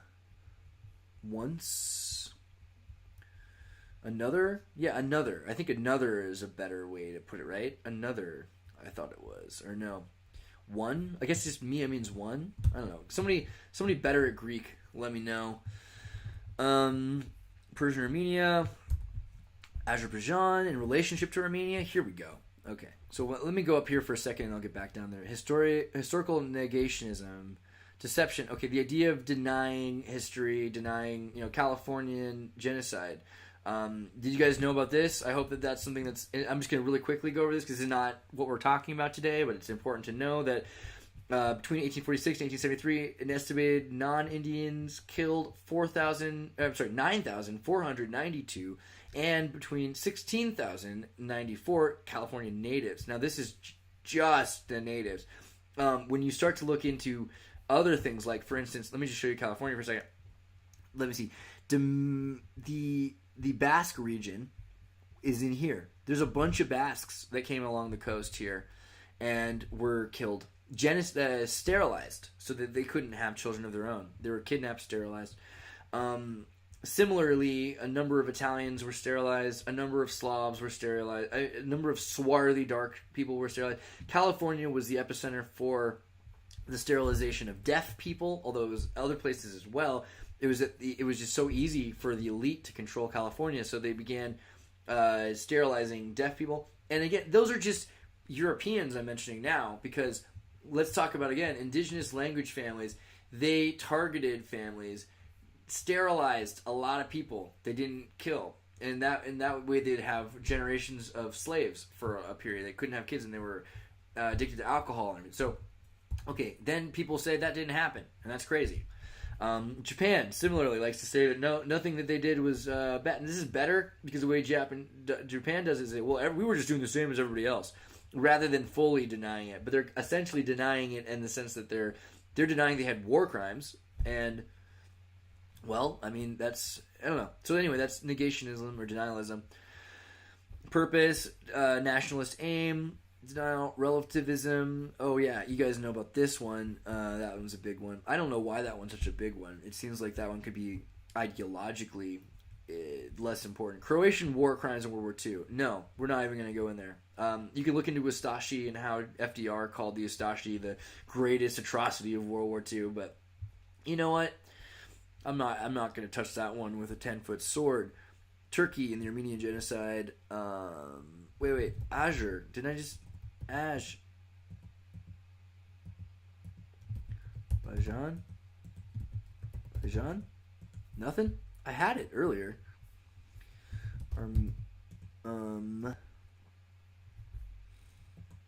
I swear there was more. There we go. Okay. We can do Turkey first just because it's important. Turkey's laws, such as Article 301, important, state that a person who publicly insults Turkishness or the Republic or the Turkish Grand National Assembly of Turkey shall be punishable by imprisonment. Okay, so I want to reiterate. Turkey, I love you. I love Turkish people. I think the Turkish language is amazing. Turkish coffee is better. Turkish music, I listen to it. Non-ironically, I listen to Turkish music all the time. There are other podcasts where they've cited this fact. So, please, Turkey, I love you. Don't arrest me. Don't kidnap me. There's no reason. There's no need. I mean, the fact that I'd have to say that, though, think about it. So, the person who insults public Turkish criminally charged the writer Orhan Pamuk, a Turkish novelist, screenplay. This guy looks great. I'm going to interview him. With disrespecting Turkey for saying that 30,000 Kurds and 1 million Armenians were killed in these lands, and nobody but me dares to talk about it. Well, good job, Orhan. I appreciate that you would do that. It sucks that they arrested you. The controversy occurred as Turkey was first vying for membership for the EU. Well, yeah, I mean, that was something that blew my mind for a couple reasons. Like, I mean, on one hand, yeah, okay. Like, don't get me wrong. I'm trying to be as objective here as possible. Europe is a convoluted idea. I mean, Australia and Israel are in the European Eurovision concert party. So I wouldn't say that Europe means what we think it does. Europa is clearly more of a mythological, occult idea than it is a genetic or linguistic or cultural idea. It's an occult idea. Now, Turkey itself wanting to be part of, and any country wanting to be part of the European Union, is a bad move for that country and a great move for the European Union. And this is something I don't quite see how this confuses people so much. Ukraine, for instance, like, we really want to be, because we ideologically identify as Europeans. Well, that's great. You know, I could identify as a European. But at the same time, you know, be yourself. It's better. Being a Ukrainian national, you don't have to let in refugees. You don't have to bend your shale laws and your petroleum laws and your, you know, like population control laws and income law. I mean, just your whole state loses itself once it becomes a state to another nation.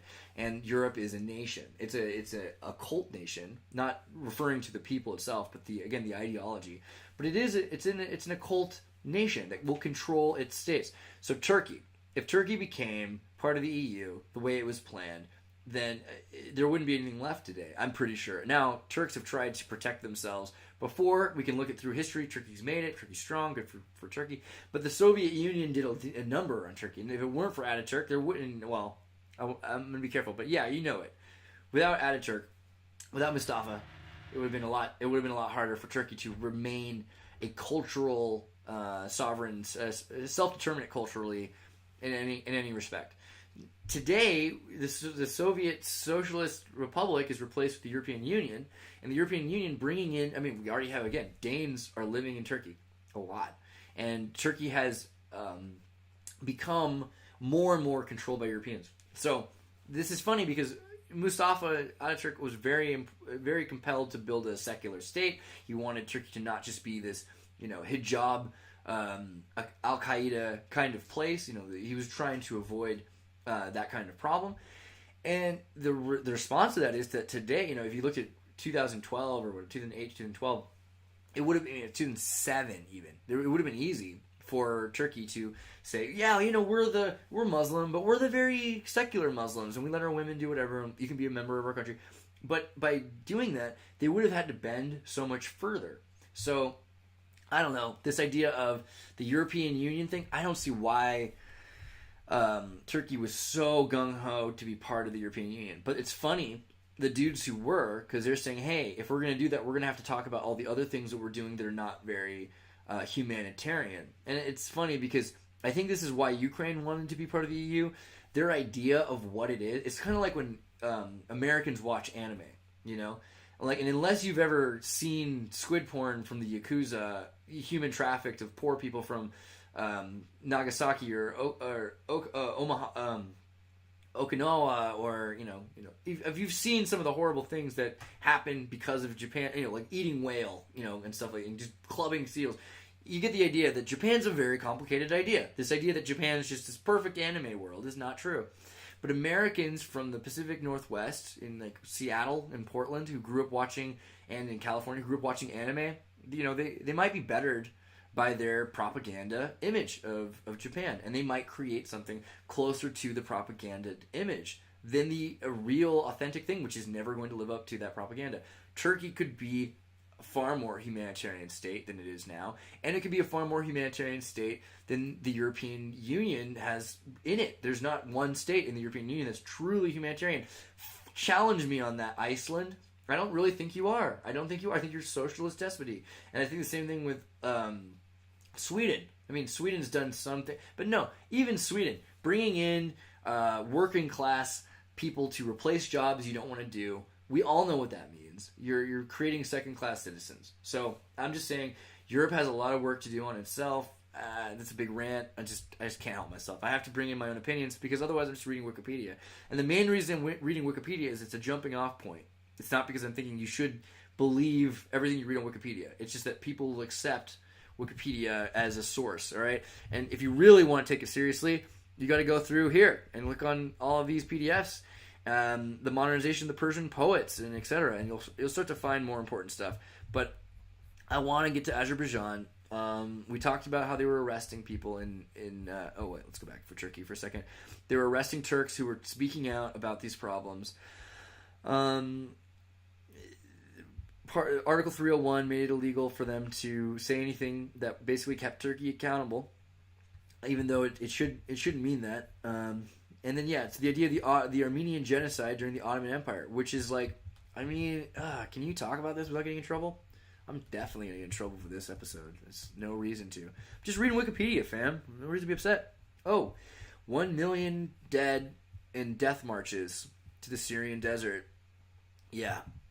So when you start to look into what happened to Armenia, I mean, there are, I'm sure, videos on this subject. I could look and pull one up. I could probably do my own, but it's just super traumatic when you start to look at what happened to Armenia. And the point here is that it doesn't just happen now. It didn't just happen then. It always happens.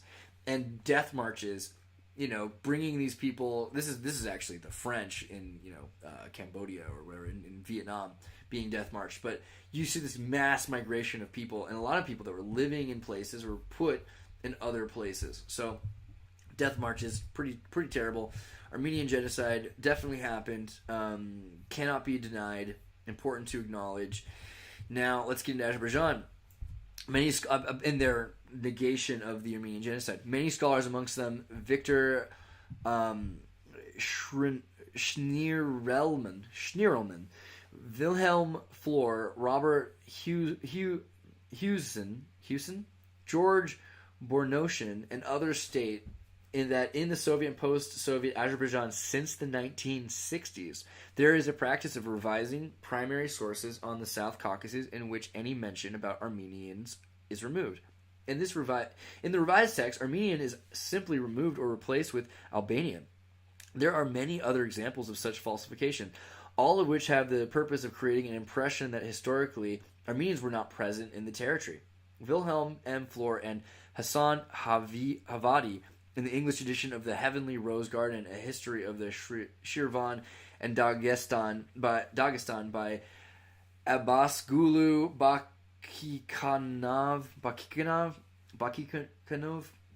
Bakikanov, specifically point out that the instance of distortions and falsifications made by Zia Bunyadov in his Russian translation of this book. Accordingly to the Bornosian and Hewson, these distortions are widespread in their work. They thus advise the readers in general to avoid the books produced in Azerbaijan in the Soviet and post-Soviet times if their books do not contain the facsimile copy of the original sources. So there is an active evidence to not just erase the Armenians, but to erase the history of the erasure of the Armenians, which is pretty bumming me out. Sad. Yeah, I should definitely do more with Armenians. I love, you guys watch Sam Tripoli, and he's, by accident, highly aware of all this stuff, because, how could you be a Hollywood Armenian if this didn't happen? So it's important to know all that. Okay. This guy I will save to look into later, but I'm very interested in a Turk keeping himself accountable. Very good. Armenian genocide, Turanism. We talked a bit with Alexander Dugin, and I talked about the connections between Turan, and it's this nationalist cultural and political movement proclaiming the need for the close cooperation or political unification between culturally, linguistically, or ethnically related peoples of Inner and Central Asia, like the Finns, the Japanese, the Koreans, the Sami, the Samoyeds, the Hungarians, the Turks, the Mongols, the Manchus, and other smaller ethnic groups as means of securing further shared interest in countering the threats posed by the policies of greater powers of Europe. He was born in the 19th century to counter the effects of pan-nationalist ideologies such as the Pan-Germanism and Pan-Slavism. You see, because it's not nationalism it is, but it's not genetic. You could be linguistic or just culturally sharing something. The term itself originates from the name of the geographical area, the Turan Depression, which is a low-lying basin region. The term Turan was widely used in scientific literature from the 18th century onward to denote Central Asia.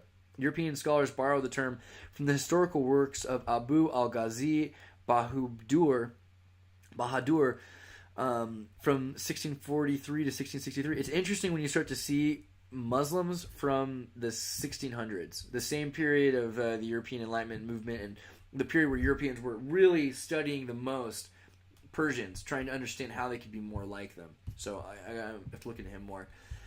And here's some example of colors on this map represent people that could consider themselves tied to Turan. Now, really, everyone can in some way. It's interesting. If you look here, they're not really pushing the connection here. I mean, you can see it in Europe and into England, but in Spain, but there should be far more in Italy, even though it's been wiped out, in Slavic countries as well.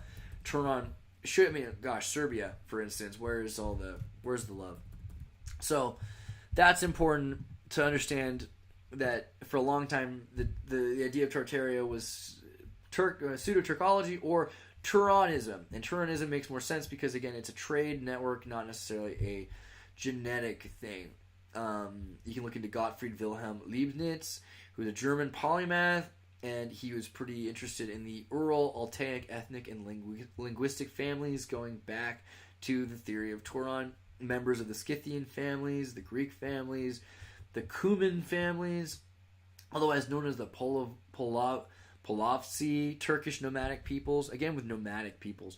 And then Friedrich Max Müller was also a German-born philologist and Orientalist who lived and studied in Britain. And you could consider him a pseudo-Turkologist, but really he was a Turanist. He believed in the idea that there was more an importance in the connection between someone learning the culture than necessarily being born into it. And you could be born into a culture, or you can marry into the culture. Or you could be adopted. Okay. Finnish nationalist Finophiles and Fennoman movements. The Finnish were very connected to this idea of being Indo-Aryan Turanians. Hungary is going to be, we should just do a huge video on Hungary one of these days also. Architecture in Hungary, language in Hungary, the combination of Buddha and pest. Disappointment towards Europe caused by the portrayal of the West in Trianon, and the pessimistic feelings of loneliness led different strata into the society towards Turanism. They tried to look for friends, kindred people, and allies in the East so that Hungary could break out of its isolation and regain its well-deserved position amongst the nations. I mean, it's true. Hungary is amazing in the culture and the architecture and the food and paprikas. A more radical group of conservatives, rightist people, sometimes even with an anti-Semitic hint, propagated sharply anti-Western views and superiority of Eastern culture. And the necessity of a pro-Eastern policy. And development of the awareness of Turanic racialism amongst Hungarian people. Ironically, you could say Semitics are actually an Asian people too, so... But, I don't know. I wonder what is the thing that's going to get me in trouble today that I'm saying. Turkey, history, cities... Traditionally, history cites its early origins amongst Ottoman officials, intelligentsia studying and residing in the 1870s Imperial Germany. That's where Turkey got interested in Turanism, and this might be the best thing to ever happen to Turkey. But the problem is that it's still... They can't help it. They're going to be like, oh wait, so Turan, was it run by the Turks? No? Boring. So you have to tell them that it's run by the Turks. But then they'll say, oh, the Turkic version of Pan-Turkism was summed up by the American politicians at the time of the First World War as follows. It has been shown above that the Turkic version of Pan-Turanism contains two general ideas. A, to purify and strengthen the Turkish nationality within the Ottoman Empire, and B, to link up the Ottoman Turks with the other Turks in the world. These objects were first pursued in the cultural sphere by a private group of, quote, intellectuals and promoted by peaceful propaganda. After 1913, they took on a political form and were incorporated into the program of the CUP. But the Ottoman defeat in World War I briefly undermined the notion of Pan-Turanism. Briefly. So, wait, Japan's interested in Turanism too? Okay. So you start to see that Turanism is like huge everywhere. Some Pan-Turanists propose Native Americans have possible genetic and not even important because they could have linguistic connections with the Turkic and other nomadic tribes in Asia. They point to the Native American culture, dance, customs. Hey, they're colorful. It's true. Quechuas and Eskimos and Mologans. I mean, if you start to connect this idea of the Siberian peninsula, yeah, I could see that. I could easily see Quechua being connected to Turks, and more importantly, to Turani culture from the northeast regions there. So interesting. Altic, Ural-Altic, Quechua, interesting concept. We'd have to look into it more. Someone's going to be annoyed. Pseudo-Turkology does show up here again because it's been characterized by pseudoscientific theories. Turanism has mainly again the connection to blood, having it be that you have to be, because the thing is, everyone's related some way, maybe according to the modern Darwinian Blavatskyan theory, but also just in general, this is not important because you can just join the culture. I mean, look at America. It'd be like saying you're not American, just because you're not related to a Pocahontas. Abu Ilghazi Khan of Khiva, important guy, interested in Turkology. His opus, The Genealogy of the Turks, and the genealogy of the Tatars. Because using the word Tatar for Turk was widely used misnomer, it is now obsolete to call the word Shahara-e-Turk as genealogy of the Tatars, instead of the genealogy of the Turks, since it's work on the Turk and Turkic people. So there you go. I hope that helps. Anybody who thinks that the Turks are all the Tartars, I'm sorry, it's just not quite the way it works. But you could have been a member of the organization, and you could still join. Just calm down. The 19th, 20th century were published numerous critical translations of Shahara-e-Turk, which served as a historic... I mean, again, this also... You want to know why people think the Tartars are the Turks? Bruh, this guy right here, it's his fault. Like, he wrote a book saying, and then people read it. And because he wasn't around with a sword to freak you out, he probably thought he was stable enough to believe his book. And that's how it goes. Okay. Oh boy, I'm going to read a few comments really quickly. I haven't read any, and there's a lot. There's a lot of comments right now. Nice. Lori, good to see you. Aaron, glad you're here. Miss Piggy, I hope that's okay. Mellifluence Perfumes, I hope you guys are checking out their perfumes. They make really amazing perfumes. You can put your Instagram there, or you can look them up. It's Mellifluence is Mellifluence, like, you know, Mellifluence perfumes. Very good. Looking forward to. I should give you an address pretty soon. Memory Man, we're all related. Well, you know, are we? Kinda, some of us, but that's only according to Blavatsky's theory. So, and Darwin believed it. So you have to look into junk DNA, and you start to find that the haplotypes are really more different. Don't make me do a video on that yet. I'll do that another time. But we can talk about haplotypes. You look into haplotype Q, haplotype O, haplotype N. Those are the ones that I think you should care about. Look into the haplotype. I think haplotype O is the one that's around the Formosa and Malaysia, and you start to see the connections, and you start to find that we can't really use haplotypes to check male lines because so many men were killed, castrated, enslaved, neutered, replaced, eunuched, that it's impossible to properly digest our junk DNA unless you're looking at strictly maternal lines. And so matriarchally, yes, women exist, and then at some point another man from another tribe took over and forced a lot of women to be part of that culture. And yeah, we can show, okay, well then by following that logic, you can just follow the father to the father to the father. You're not going to be able to follow the Y chromosome once it switches back at this feminine line several thousand years ago. So the truth about junk DNA is it's probable, and there's more and more evidence. In fact, let me put it more clearly. We have completely irrefutable evidence that Neanderthals, Denisovan, Fioriensis, and a number of other hominids have similar gene flow before Homo sapien. And this idea that Homo sapien just grew into all the kinds of humans we are today is not true. We know that. It's a fact. Nobody in mainstream science will admit that Neanderthals worked their way into gene flow, that Denisovan worked their way into gene flow. So clearly, we're not talking about some singular ancestry. We're definitely looking at gene flow between multiple kinds of hominids. Are they all related? Probably.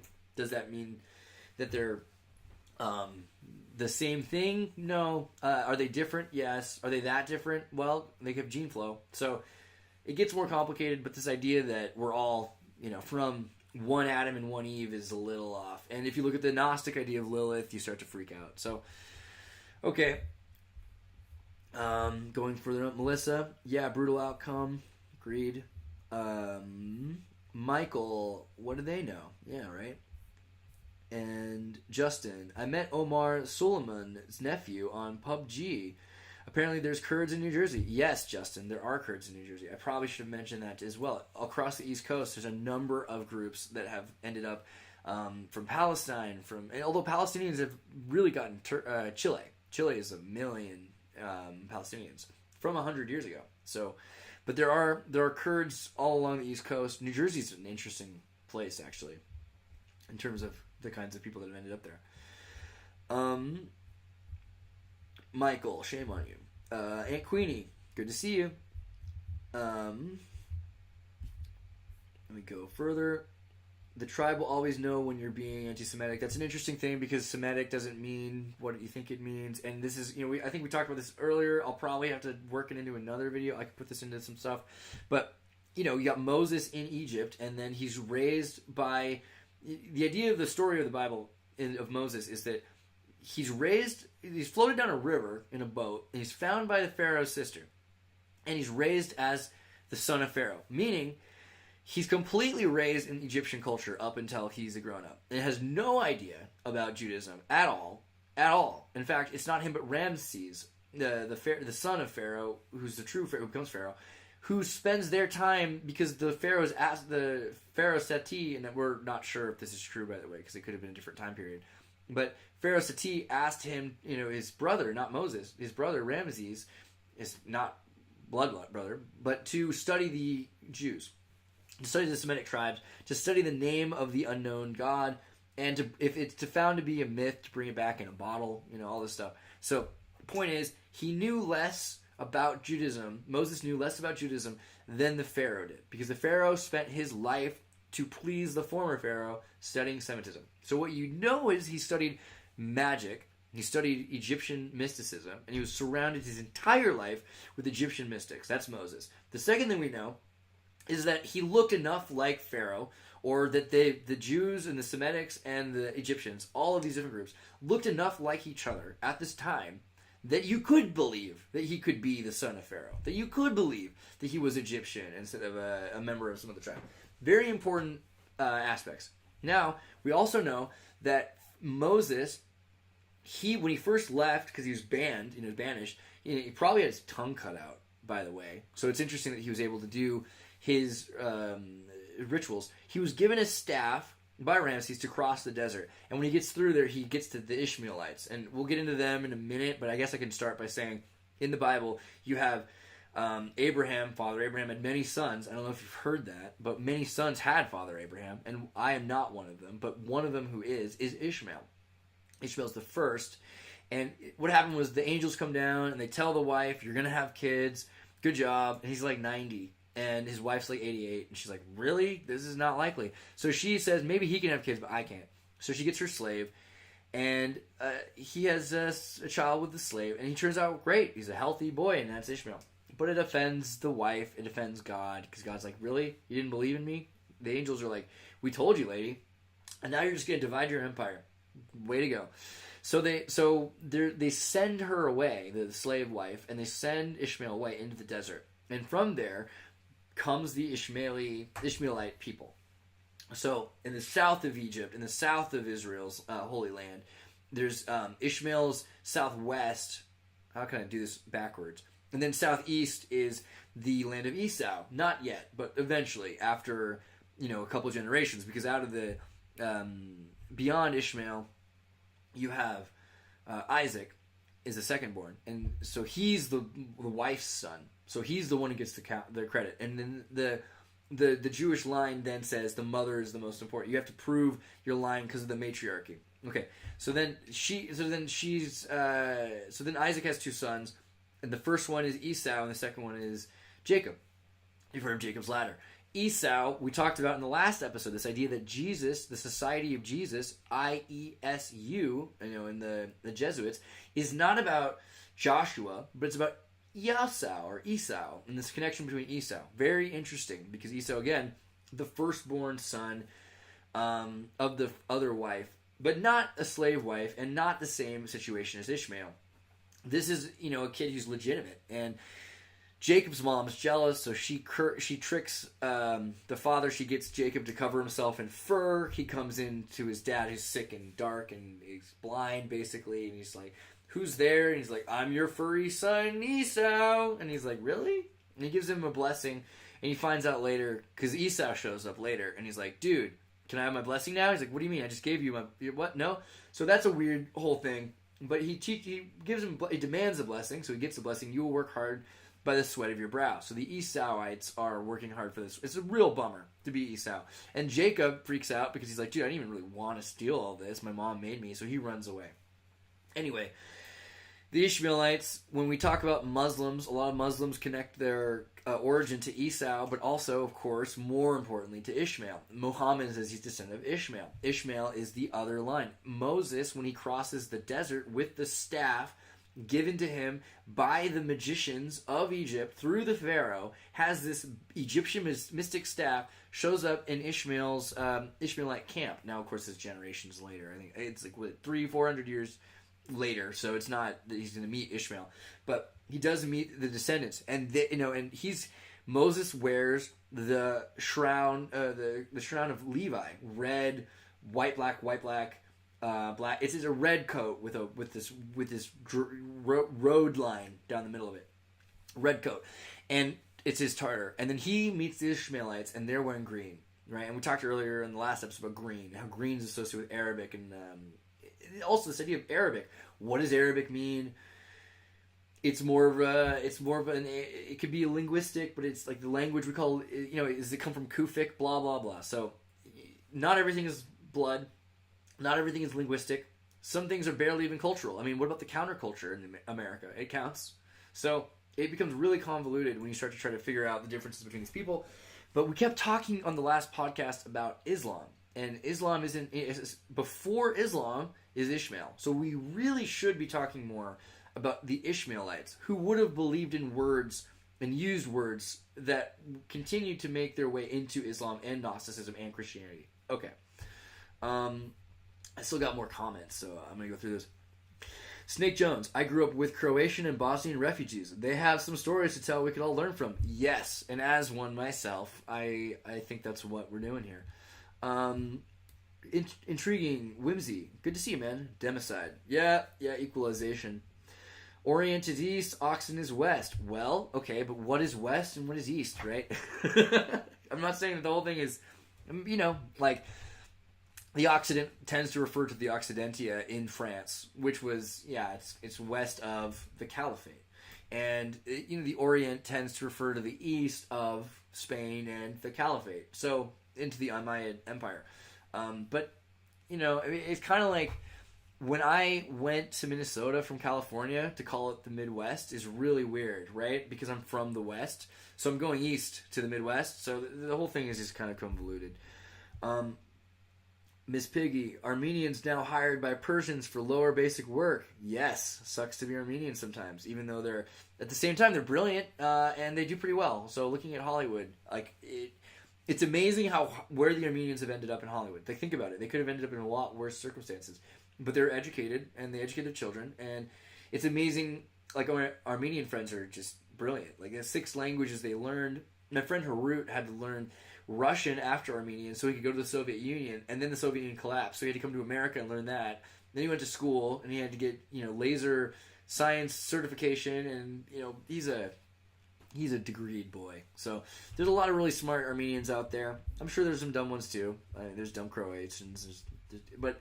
yeah, I tend to like Armenians. And I love the culture, looking at some of the architecture and some of the ornate figurines. I knew this great lady in Hollywood whose family were old Armenian, and I think her dad was like 70 when she was born or something too. So coming back from generations of knowing what happened before, she grew up knowing a lot about the Armenian Christian history, and it's weird that people don't really realize the difference between Armenian Christianity and Lutheranism and Jesuits. You know what I mean? Because they're very different.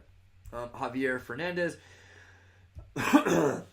Yeah, there's a book about curses for races. A lot of people do that. It's kind of sad. I think it's just because if you don't know anybody, like, you know why they're different? They were cursed.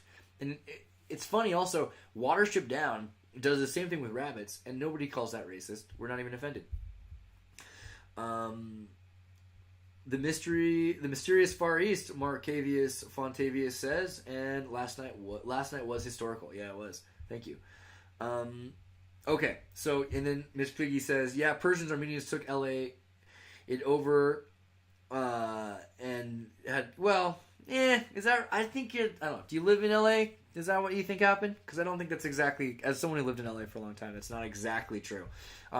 You could look at Iranians in the 70s before Armenians, for instance. There's a lot of things about LA that changed. In general, LA changed because of money, and same thing happened to Silicon Valley. California had a lot of people that were carryover from 4 generations that just didn't procure wealth enough to deal with the moving in of entire groups of people. An entire group of people that had gold and land, and they were selling that. So you're getting like $1 million or $5 million or $10 million and coming to LA. Yeah, you're going to have you have new money right now. So there's that. But yeah, I think it's also kind of weird to call Armenians one color or another, because they're not. They're just all different kinds of Armenians, including blonde Armenians and Turkified Armenians. And, not everybody likes to be Turkish. And that's a big thing. To be called Turkish for a long time meant that you were a victim, that your mother or your grandparents were victims of cultural assimilation through rape. So, I mean, I'm just saying, objectively, there's a reason why, Luke would often, Luke Rukowski would call me Rude Boy, would call me a Turk as a joke, and I was like, bro, you could say that to me, but if his father or my father, if our grandparents were saying that to each other, there would be swords drawn, there'd be gunfights. You don't understand what it's like to be Slavic sometimes. It sounds weird, but it is what it is. Okay. Yeah, and owning a parking lot, right? Really, you gotta understand the difference between owning a parking lot and a kingdom. You end up with a parking lot in LA. Congratulations. Okay, but everyone thinks Islam is this machismo, chauvinistic religion. I'm going to show you that's not quite correct. Looking at Gnosticism. So, the goddess remains the esoteric heartbeat of Islam. The secret veiled power of the divine feminine is thus actively at work within Islam. Its esoteric forms uncompromisingly address the divine within the masculine pronouns, but its esoteric qualities are all feminine. The goddess remains the esoteric heartbeat of Islam. She is the beloved of Sufis, and Sophia, right? The ultimate image of God and the beloved, the breaker of all the images in the shrine of the heart. She is the form leading beyond form, the obstacles to the way and the way, light of the East. Someone was talking about Sophia yesterday or 2 days ago. I think we did a video. I was talking about Mother Mary, and someone was like, do Catholics really pray to Mother Mary? And, I was raised Catholic, so I'll do prayers sometimes. I know better. Like, in my mind, I'll know. Don't do vain repetitions, because I know Jesus said that, right? Or at least in the Bible. If you're using the comic book, you get to a certain issue, and he says, this is the Lord's Prayer, do it, but don't do it in vain repetitions like the heathens do. That could be whatever, but that's what it says. But I'll still do it that way, by accident. I'll admit it. Like, I'll be wanting to pray or, like, ground myself or something, and I'll do the Lord's Prayer. Our Father is a great one, because you're saying, I just need my daily bread. Forgive me. I'll forgive others. It's very simple, and it helps you not ask for too much. Like, there's no part of the Lord's Prayer where you're like, can I have a new PlayStation, or can I have a bicycle or something? It's not that kind of prayer. But you end up with the Mother Mary prayer, and it is a very Gnostic prayer, and you could connect it to Isis and everything, and of course, but it's also in general the paganistic femininity of religion in general. I mean, patriarchy was not the origin of religion. So this idea of, how's it go again? Hail Mary, that's kind of militant, right? Hail Mary, full of grace, the Lord is with thee. Not you were with me and the Lord and you were with me. It's like the Lord is with thee. Blessed art thou amongst women, and blessed is the fruit of thy womb, Jesus. Holy Mary, Mother of God, pray for us sinners now at the hour of our death. Amen. See how fast in my head Holy Mary, Mother of God, just comes out as like a sentence. I learned it when I was like 5. But it is a pretty crazy thing to say. Holy Mary, Mother of God. I mean, it's I get it. It's kind of weird. But I think it's important, because this idea also that we look at God as the creator of everything. And then they have this prayer that says, well, he had a mother too. It really begins that Gnostic idea, and the Mormons do the same thing, of God descending from the creator. That we have angels, and we have demons, and we have echelons, and we have epochs. And this thing is not just that time is irrelevant to the progress of God, because it'd be really boring for God to know everything before doing it, right? It's fair that could be the case, but growth is a big part of creation. So by God reflecting back on the creation, that's the idea there. Anyway, femininity. Miss Piggy's talking about Mary being Sophia. Yeah, the Sophia of Christ, and we'll get to that in a second. But let me go with the Arab aspect first, because remember we talked about how Arabs were all over Europe, and I have to pull this up. So Iran and Saudi Arabia are not normally associated with the divine feminine. We have to remember that militant Islam, like muscular Christianity, is only one side of the coin. The reverse is a dazzling mirror image of Sophia, who, in the persons of Fatima and Mary, upholds the divine feminine within Islam. Sophia is the mystical companion, the soul within each body, seeking the divine beloved. It is she who causes the mystic to proclaim that he belongs to no race or no direction of the earth. My place is the placeless. My trace is the traceless. 'Tis neither body nor soul. For I belong to the soul of the beloved. 40. Certainly, the divine feminine is so marginalized in Islam that one might be forgiven for believing it is totally absent. Both Mary and Fatima are referenced within esoteric Islam, for they are both mothers of the Logos, the Word. Fatima inherits the role of Spenta Armati within Shiism, for she is the mother of the lineage of the Imams. She is seen as symbolic of the super-ecclesiastical earth. 41, she is considered to be the source of the Imams. By the way, I think that's the Quran when there's a number like that. I'm telling you what page or something. She is considered to be the source of the Imam's wisdom because she is the Law's Mahfuz, or the hidden tablet upon which God has written. One of her titles is Ishmaeli Shiism. It is Fatima Fatir of Fatima the Creator, which recalls Sophia Ergon of Proverbs.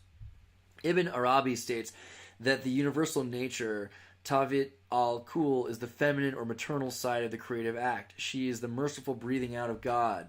We may compare Sophia as the divine sigh of compassion in Sirach. I came forth from the mountain of the... sigh is like exhale. The mouth of the Most High. This breathing out has the effect of manifesting Sophia to the world, yet Sophia is also the dwelling place of God. For as Ibn Arabi says, where was the Lord before creating the creation? He was in a cloud. There was no space either above or below.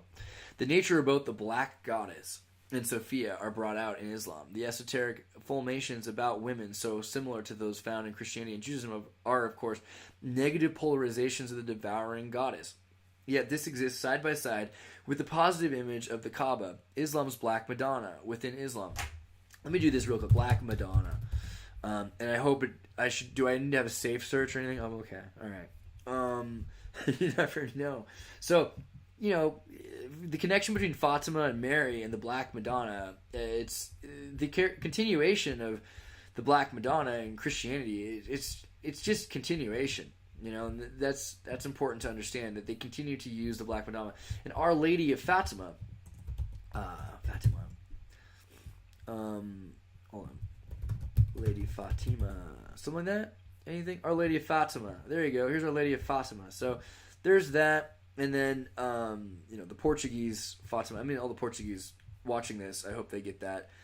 And then Fatima, the Islamic prophet's daughter, Muhammad's daughter. So I hope that helps you make some apophenia connections. This isn't just a number red line connection. This is a literal people who were living in these areas who were worshiping Mary and were worshiping Muhammad had to interact with each other and with Christians. And eventually what you end up with is Muslims who converted to worshiping Fatima because there was a huge convoluted understanding of Islam, especially around Ali. I'm going to have to save this for later. But the cousin and son-in-law and companion of Islamic prophet Muhammad, there's a huge group of people that follow Ali instead of Muhammad. I think there's got to be hundreds of millions of people that consider themselves followers of Ali instead of just Muhammad. Even though there are some that respect Muhammad, like there's a number that are like really it was all about Ali, and then there's a bunch that think that it was really all about his daughter, Fatima. So yeah, very important to know the connection there. So the nephew, So the daughter of Muhammad and the husband Ali. I always get these confused. So you gotta study your Islamic culture.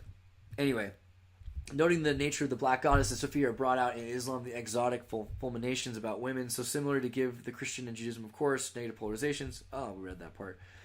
The pen is the god writing upon the tabula rasa of the world soul, which preserves the veiled tradition of Sufism.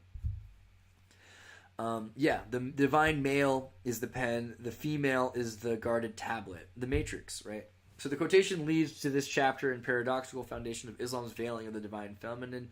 Ibn Arabi's exposition of this paradox may help us to understand it better. The absolute manifested in the word, in the form of the woman, is an active agent because of exercising complete control over man's feminine principle, his soul, right? Because he has to be the bride of Christ.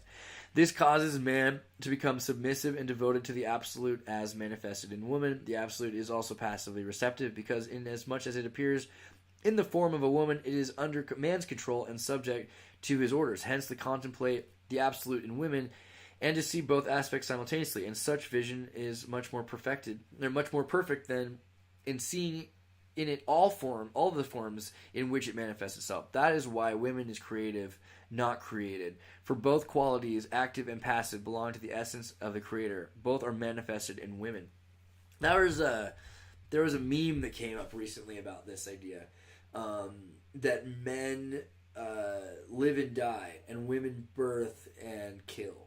And it sounds worse than it means, but it's true that creation and destruction are closer than existence, and existence is very different than either creation or destruction. So that idea that the Christ is born, that the Christ dies, but then the Christ lives, there's a lot there between the masculine and the feminine. Maybe that's a little deep for some people. I don't know. Trying to stick to some history for you.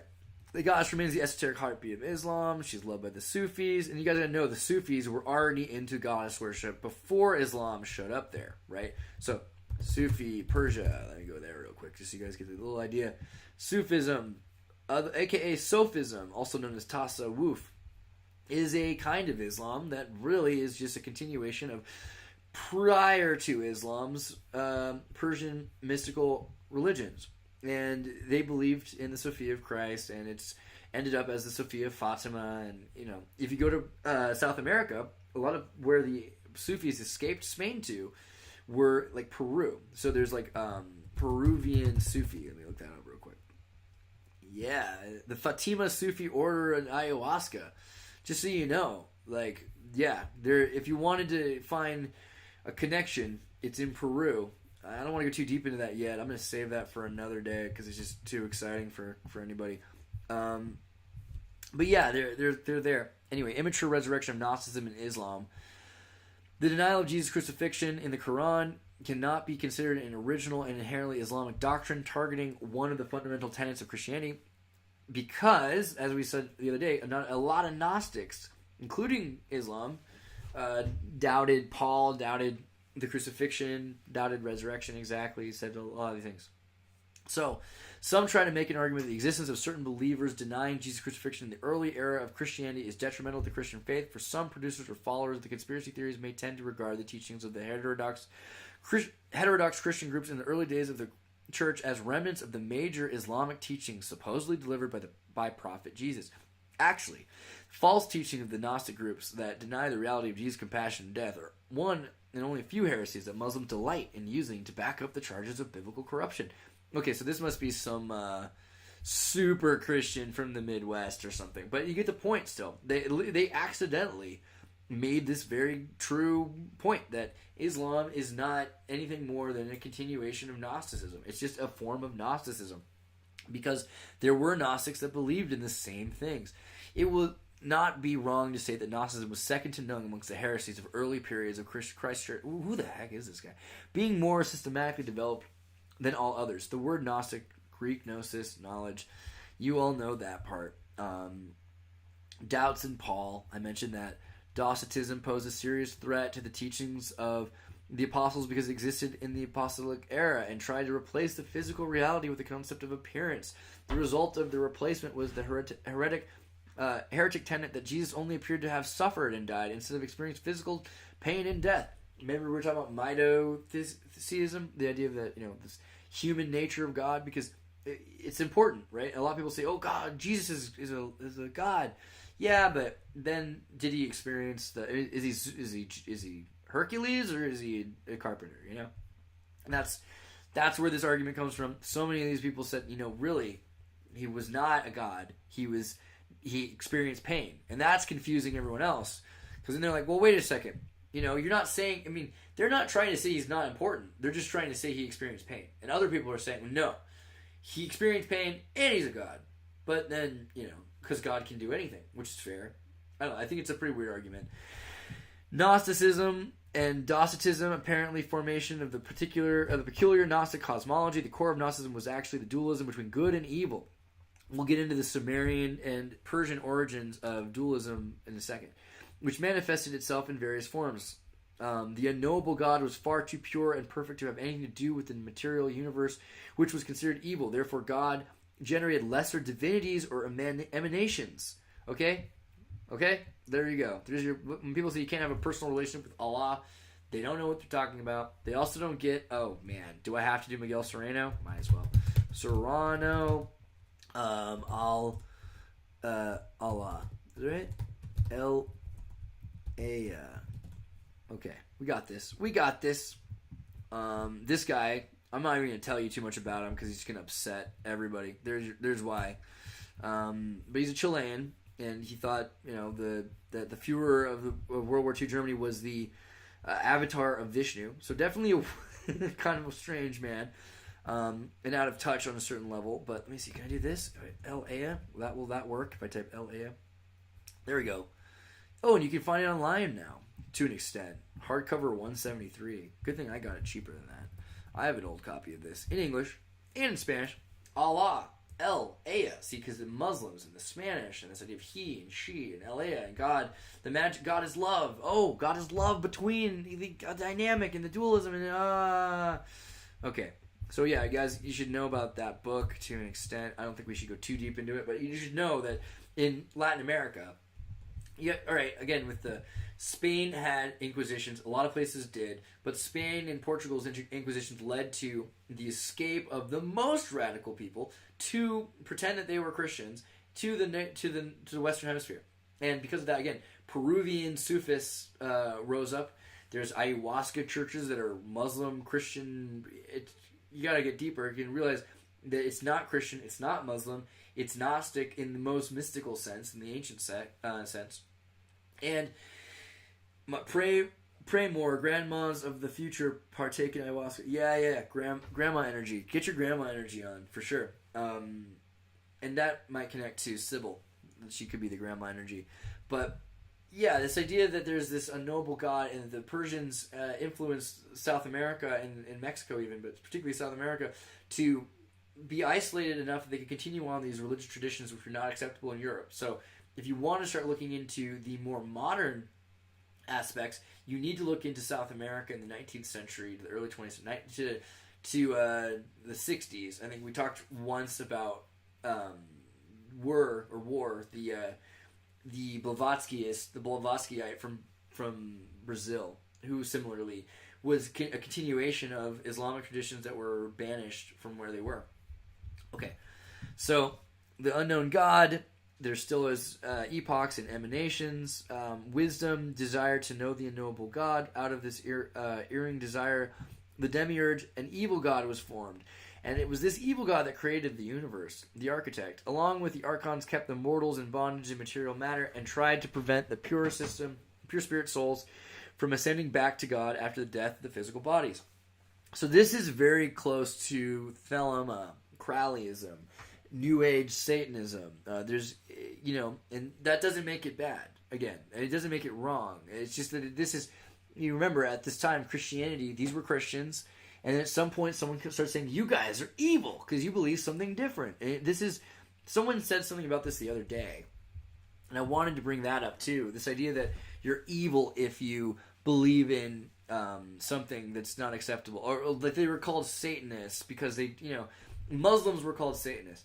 Cathars were called Satanists. Bogomils were called Satanists. Lutherans were called Satanists. You get what I'm saying here? The guys who call themselves Satanists themselves, though, interestingly enough, say that all of the religions of the world are lies about the true God, and that it's all backwards on purpose in order to manipulate you. So, to be fair, it's kind of like this weird denialism we were talking about earlier. They're trying to say that they're good, which is ironic, because at that point, you're not really a Satanist. It's kind of like the Yazidi and Taoist Malik, which we'll have to, I just have to get there at some point later. Okay, it is obvious that none of the Gnostic teachings had any affiliation with Islam or its allegations regarding Jesus' crucifixion. The argument that Gnosticism illustrated the influence of the particular Islamic teaching regarding the denial of Jesus' crucifixion has no historical or theological evidence. I don't buy that one bit. I thought we just spent all day proving this guy wrong. I need to do a real quick check on who wrote this. Articles by this guy, Masood. Okay. So, in other words, you hate Gnosticism, Masood, because you're against it, right? That's what you're trying to say? Is that what that means? I assume. For crying out loud. Let me look you up. Really? That's what comes up when I look up your name? Bruh. My conversion from Islam to Orthodoxy. Oh, okay. So that's interesting. You went from a Muslim family and you joined the Orthodox Church. I've had this happen to some friends of mine. Despite my interest in religion, I had never attended Islamic communal worship on Fridays. Yeah, okay. So you weren't even super Islamic. But maybe you understood it okay. You're maybe intellectual, scholastic Islam. I gotta save this for a later deep dive into how you became aware that Gnosticism, but you know what? That would be unfair. So, oh no, that's not what I need. Let me go back here to answering Islam, immature resurrection of Gnosticism. Okay, why do you think this isn't connected? The primary, this naturally resulted in the denial of Jesus' humanity. His adversaries, but theological boundaries, the refusal of the Christian doctrine of crucifixion, the vilification of the human history, of human body. This naturally resulted in the denial of Jesus' humanity and in Jesus' portrayal as a ghost-like divine savior. In short, Gnosticism tend to endorse Jesus' divinity, whose human body was only an illusion, in sharp contrast to Islam, which tried to portray Jesus as one of the only human prophets of the past. Okay, buddy, you're only talking about 1/8 of Gnosticism. So that's... First thing is there. The primary reason for the quick spread... Oh, and you're also looking at majority modern today's Islam and saying that that's what it means. It's kind of like post-Tertullian Islam. That's, that doesn't make sense. In most cases, Gnostic heresies became products of the ingenious modification of apostolic teachings having strong theological implications. For instance, Gnostics most likely perverted Paul's statements about Christ predetermined crucifixion in order to justify their false teachings that Jesus redeemed his disciples by revealing to them great secrets and mysteries. As said here, now we do speak wisdom amongst the mature, but not a wisdom of this age or of the rulers of this age who are perishing. Instead, we speak of the wisdom of God hidden in a mystery that God determined before the ages for our glory. I would love to have read this article if it mentioned Sufi, and it doesn't. Weird. No Sufi. Nothing at all. Sufis, suffers, no. Okay, so buddy who studied Islam and didn't like it and became Orthodox. I hear you. But it looks to me like, and it's a great article, but it looks to me like you missed out on Sufism, mystical Islam, and some of the other paths. So I'm going to have to save your article for another time because I'm going to need to debunk you, not just quote you. Moorish Science Academy, the Gnostics of Islam. This might be closer. If Gnosis were to take visible shape, all who looked thereon would die at the sight of its beauty, and lovelessness and goodness and grace and every brightness would become dark besides the splendor thereof. A Sufi saying. Today, Gnosticism is generally regarded as the heart of the Western esoteric tradition. You know what? Hold on. How about I'll just read it. You can just look at me read it. Today, Gnosticism is generally regarded as the heart of the Western esoteric tradition, but the Gnostic way of thinking is not confined to the West and Christian forms. Within Islam, that other great monotheistic religion to emerge from the Middle East, isn't it just part of the same thing? They're arguing about God, about Abraham's God. Abraham was a guy who made idols for other religions, and then he's walking around thinking, I wonder which is the right God to have an idol of? And then God of Abraham says, how about none of them? And that's the beginning of Ishmaelites and Esauites and Israelites and blah, blah, blah. They're all Christianity, blah, blah, blah. It's all coming from Abraham's God saying, stop making idols and selling them and do something else with your time. Okay. Sufis,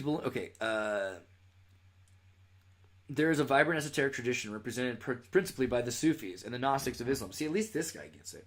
Sufis believe, along with the exotic or outer teachings the Prophet Muhammad imparted to his closest companions, esoteric or inner teachings. Right? So there was this esoteric teaching outside of the inner, inside, just separate.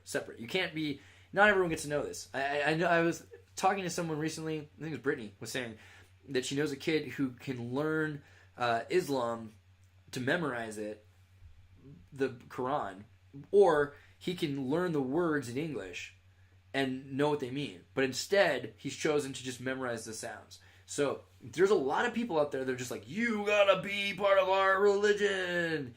And then there's some other people that are like, okay, fine. And I'm going to continue to believe in Sophia. And you can call it something else, but here I'll be. So the Sufis are the Gnostics of Persia that survived Islam, and it's amazing they did. It means that their technology was valuable and useful enough that they ended up, and they weren't controversial enough because they were clever enough. So most people are not that clever. Most people are not that diplomatic. Most of these religions were destroyed because they couldn't learn how to adapt. Yet this one, because it learned how to adapt, had to define itself as a Muslim faith instead of a Gnostic faith. Again, to believe that there's these prophets around the God of Abraham, I'm losing my distinction capacity anymore. I'm starting to see them all as just fringes of the same. There's theos flow instead of gene flow. So The Gnostics of Islam, the Sufis. Sufis believe amongst the exotic teachings, there's also inner teachings. The prophets' secret teachings were passed down through a line of enlightened masters. From the earliest days of Islam, it was also said that the Quran, the sacred book of the Muslims, had both an outer or apparent meaning as well as a secret or inner meaning. Like the Christian Gnostics, the Sufis are known for emphasizing the spirit of the text over the latter. So, interpretation, very Jesuit sounding. The world's greatest religions and spiritual traditions are respected by the Sufis as shared in the same essential truth. Well, that's like Baha'i. Not all Sufis do that. They're able to look for the truth in other religions. Not to say that they're all true. But in order to find essential truth, like, oh yeah, that's true, because I know truth. So that looks like truth. That's how they're doing that.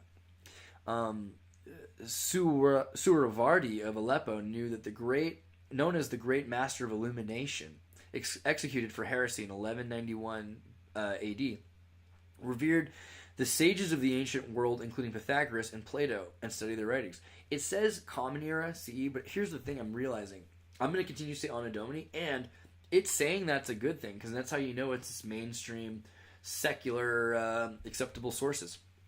Sufis hold Jesus in the highest regard, hailing him as a virgin-born and inspired prophet of God. Okay, so not exactly just human, right? We're supposed to believe he's just his prophet, right? Muslims don't believe that he's very special, right? No, that's not correct. Anyone who told you that was lying to you. They clearly do. They're just trying to maintain that the suffering was legitimate. Okay.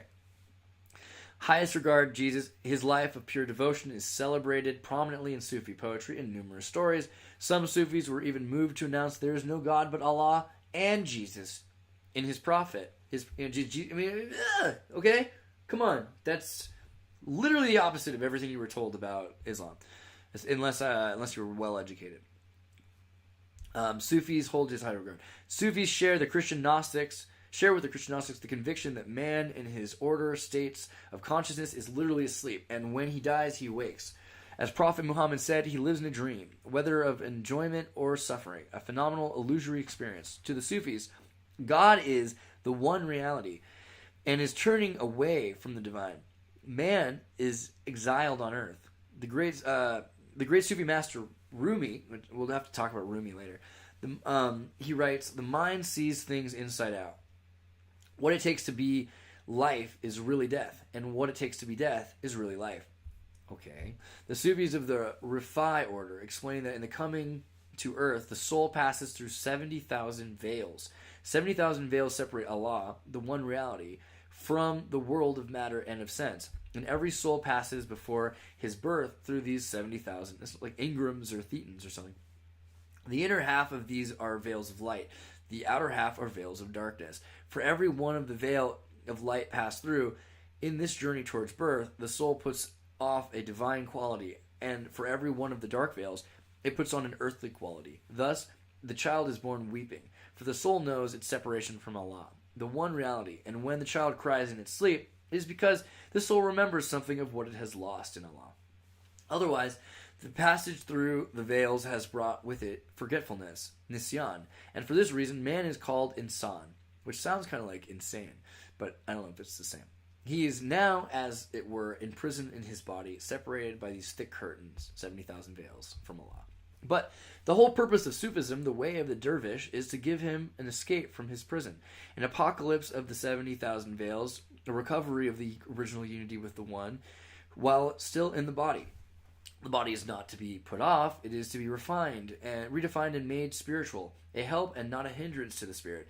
It is like a metal that is to be redefined and by fire transmutated. Okay, that's more, that's alchemical, that's interesting. I wonder, because you think about the Rastafarians, and they believe, Bob Marley didn't want to get his toe cut off when he had skin cancer, because he thought, amputation meant not getting to go to heaven. He thought that the mutilation was amputation, and he would lose his ability to have a full form in heaven. So, imprisoned in the cage of the world, man is exiled and forgetful of his true home. The rebellious angel Iblis, who according to the Quran refused to obey the divine command to bow down before Adam, is identified as the power which seeks to hinder man from knowing God as he really is. That's interesting, because Iblin then sounds very similar. Is it Iblin? Iblis. Iblis sounds very similar to Taos Malik. Let me look that up really quickly. Iblis. The leader of the devils. Wow. Okay. So, very interesting. Refused to prostrate before Adam. God wanted him to do it. Father of bitterness. Could I type in Taos and find anything? Yeah. See how you could find. There's definitely a connection there, but there's only. They're not. You'd think there'd be more of a connection between the peacock. We'll have to save the peacock for later, if not another time, because I still have like 100 tabs. How long have we been going for? I wonder. Yeah, shaitan, if you will. Someone just said shaitan. Justin Pollock just said shaitan. So that's another thing, like this idea that shaitan is Satan, right? Okay, so the Yazidi and Christianity and all these groups that are saying Christianity was like, hey, Hellenism, bad. This Tartarus thing, bad. The sun god, bad. It's fire, bad. All this stuff. You're going to hell. That's their argument. Yazidi, oh, you guys worship an older religion, bad. That religion, satanic. Your peacock, evil. Shaitan, Satan, right? Someone the other day called Satan the great deceiver instead of the great accuser. I was almost offended. He's not the deceiver. I mean, right? God is deceiving us through reality more than Lucifer is by accusing us and accusing God and by challenging God. Now, that's not saying it's a good thing to challenge God. Clearly doesn't work out very well for anybody who does. You can't win a game where the other person's in charge of the rules. Still, just saying we need to get beyond that idea because there's a historic connotation to calling everyone who's not part of your group evil. And it's a very general term. You just call someone evil, you don't really get to describe the objective aspects of their culture. It's not very anthropologically relevant. Okay. So, Ishmaelites. We finally got to Ishmaelites. I talked a little bit about this earlier. They were a tribal confederation of Iron Age Semitic-speaking tribes. So that just, kind of what I said. There are a number of tribes. Imagine you had 12 kids each, and then they had 12 wives each. It's just very quickly you convolute your family into a confederation. The Abrahamic religions, they are called after Ishmael. They're named after Ishmael, a prophet according to the Quran, the firstborn of Abraham and the Egyptian Hagar. According to Genesis, Ishmael had one daughter and 12 sons, the 12 princes mentioned in Genesis. In the Islamic tradition, they gave rise to the 12 tribes of Ishmael, Arab tribes from which the early Muslims were descended. In Jewish tradition, the 12 tribes of Israel were descended from Abraham's other son, Isaac, via Isaac's son, Jacob. These traditions are accepted by both Islam and Judaism. So that's 12 and 12, and you're talking about your 12 lost tribes. Well, buddy, it's not just of Israel. 12 lost tribes of Ishmael, although they're not lost, because I found them for you. Genesis and First Chronicles describe the Kedarites as a tribe descendant from the second son of Ishmael. So the Kedar, Kedar, you can start to connect. Kedar, some Abrahamic scholars describe the historic tribes of Nabateans as descendants of Nebaioth, based on similar sounds, but others reject the connection. Different Islamic groups assign the ancestry of the Prophet Muhammad either to Kedar or Nebaioth. There is no archaeological evidence to support the beliefs that the patriarchs and matriarchs of Genesis were historic people, and most scholars do not consider scriptural accounts to be accurate accounts of early history. Yeah, but the people that do think that they know what history is about are crazy, and most of the people that think we're crazy are ill-informed. So, just grain of salt from the pillar of Sodom and Gomorrah. Okay. Assyrian and Babylonian inscriptions refer to the Ishmaelites as Sumielu, a tribal confederation that would take control of the incense trade route during the dominance of the Assyrian Empire in the north. Okay, so I trust this a lot more than some modern historian. The fact that we have evidence that there was an incense trade and that these guys said that they came from Ishmael, I'm for it. There's another funny thing to that, actually, I was just thinking about. So, Moses goes to the desert. He's got his magic staff, which, again, when he gets back from all this to Egypt, he uses that magic staff to commit the plagues. The first thing is he smashes he hands it to Aaron. But Aaron smashes it on the ground, and it turns into a snake. And then the Egyptian staffs turn into a snake, meaning that he's performing Egyptian magic, and the Egyptians can perform the same magic. Okay, that staff. Then he's marrying the Ishmaelite girls. He's offered one of the daughters. He walks outside and he marries Sephora. Now, you guys have probably seen the name Sephora before. Sephora is Sephora. Sephora is the makeup and perfume store. Very interesting that the Ishmaelites, who were in charge of trading perfumes, incenses, holy oils, and that at the time of this, because it is a joke in the Old Testament, essentially, that the Egyptians are covered in colors and makeup and perfumes, and that the Ishmaelites are living in the desert, and they're a bit more. I guess the term we're hearing now is homely. Although for me, homely doesn't mean ugly; it just means less Hollywood and less New York City. It's a bit. I think it should just mean like a little bit more human looking or something. Anyway, Sephora might have been a bit more homely, and she's great, I'm sure. And then Moses had a kid, and it was wonderful, but. The fact that Sephora, the store, is named after this woman who couldn't have makeup, didn't have jewelry, didn't have perfume, and that they controlled, after this, in the Babylonian times, the perfume trade routes. Interesting. So Sephora, it's kind of this thing, like the devil tells you shouldn't need to be covered in Egyptian magic, and now, I mean, arguably, Sephora is the most closely I can find related thing to Egyptian culture, because in Egypt, they loved wearing paints and they loved wearing perfumes and makeups. So Sephora does jump in there. Hebrew Bible, first wife was Sarah to Abraham. They had the kids. We talked about the slave wife Hagar. Here's the picture of Hagar. And he's like, get out. You know what I mean? It's just going to like, get out. Yeah. What? Hold on, it's that phone call real quick. Okay. And, there's a lot of this whole, like, you know what? You're great. You're stacked. You're thick. You're beautiful. Your kid, he's my son, but leave. It's a bummer. The other thing is I get the feeling that, like, a 90-year-old woman's kid versus, like, a 20-year-old, 24 or something. This girl's kid was probably healthier. Ishmael, you'd think, would have been slightly healthier. And they talk about he works hard by the sweat of his brow. Esau does. But that the Ishmaelites are the ones who are obedient to God. And that's interesting because the Israelites aren't, historically. The whole thing is they're never obedient to God. They're constantly getting in trouble for not being obedient to their own God. Whereas these guys who've been basically abandoned by their God through Abraham, certainly abandoned by their father, that they are obedient to God. So, I mean, maybe it's like it's easier. You don't need to bribe them so much. Who knows? You guys know this guy right here. The semicircular Hijr Ishmael wall associated with Abraham, Ishmael, and their building of the Kaaba, now part of the Great Mosque. So this wall, the Great Wall of Ishmael, okay? So Ishmael, it's important. It'll come out. According to the Quran, Allah has gifted all of Ishmael, Ilyasa, Yunus, and Lut to a favor above the nations, with some of their forefathers and their offspring and their brethren. We chose them and guided them upon a straight path. Quran 686. Abraham and Hajar bore the prophetic child whose name was named Ishmael by Allah through one of his angels. God ordered Abraham to bring Ishmael and Hajar to present-day Mecca. He prayed for them after leaving them, saying, "O our Lord, I have made some of my offspring to dwell in an uncultivatable valley by your sacred house. O Lord, that they may perform as a salute. So fill some hearts among men with love towards them."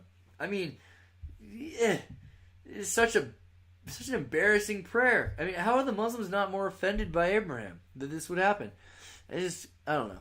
It's super lame. And like, really, who I hate of this is Sarah, because Sarah's the one who did this.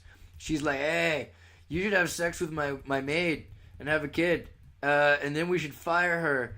And you should only love me because I'm 100. And I don't know. Sarah, it's all your fault. So, Kufik, we talked about Kufik in the last episode. Watch the David Ewan Jr. episode if you haven't already to learn about Kufik. It looks like a QR code kind of here. It looks more like one here. But those are Spanish versions. Here you start to see this. And this is not the newest style. This is the ancient, original style, right? Old Kufic, Old Kufic, Old Kufic, Old Kufic, Old Kufic, Old Kufic. Here's some more Spanish Kufic. It's got a little bit fancier style, but then again with the dots and everything, and then things will start to change more. I had a better Kufic. I'm gonna have to open up Kufic. Darn it, where'd it go? Nope. Kufic. Let me see here. Mosaic. How about that? Boom. Start to look at mosaics. Crazy interesting mosaics of Kufic. We talked about this yesterday, but I want to bring it up again just so you see how digital it really looks. Straight lines, angles, both. And symbols with words in the symbols. There's a kind of iconographic, hieroglyphic aspect to this. And it's funny, you look at this and you wouldn't know it was a language right away if you were from the West. I think the Westerners would think that. And then you start to look at arabesques in general, and you say, wait a second, you mean a lot of people just started making fake Arabic so that they could, in Spain and stuff, they clearly spoke it, but there's a period where ornate detail is really just imitating actual linguistics. And that's pretty interesting. So Kufic's important, and we did talk about Kufa yesterday, so I won't go too deep into this, but if I go back here, where's Kufa, right? The square Kufic. This is the one that has the Gamadian in it, and this means Muhammad. I think that was very interesting, that Muhammad's name has that particular shape to it. And Kufa. Okay, so Kufa we looked at yesterday. Here's what it looks like now. There's a river, pretty beautiful. Not a lot of tall buildings or anything. And here is the Great Mosque of Kufa. Looks brand new, 1900, supposed to be 1,000 years old at the time. And you'll notice more Asiatic faces, so that's the other thing. It's not just Oriental, not just Tatar, not just Tartar, but everything. And then the Uthman period, because this is also the Uthman's Quran. That's when we have that version of the Quran from. So, Kufic, Kufa, important. Great Mosque of Kufa. This is what the Great Mosque looks like now. Let me zoom in for you guys, and you'll notice it has infrastructure, pipe systems, water, power. I mean, there's definitely... That's that same building we just looked at a minute ago. Do they have the old... There you go. This is what it looked like before. This is what it looks like now. And so there's even still... It's not... so a lot of desert still around it. A lot of these... Look at these mobile home-like buildings everywhere. So I imagine what happens is this place has got nothing going on until Mecca, and it becomes a tour spot for the pilgrimage. Reading the Quran in Kufa.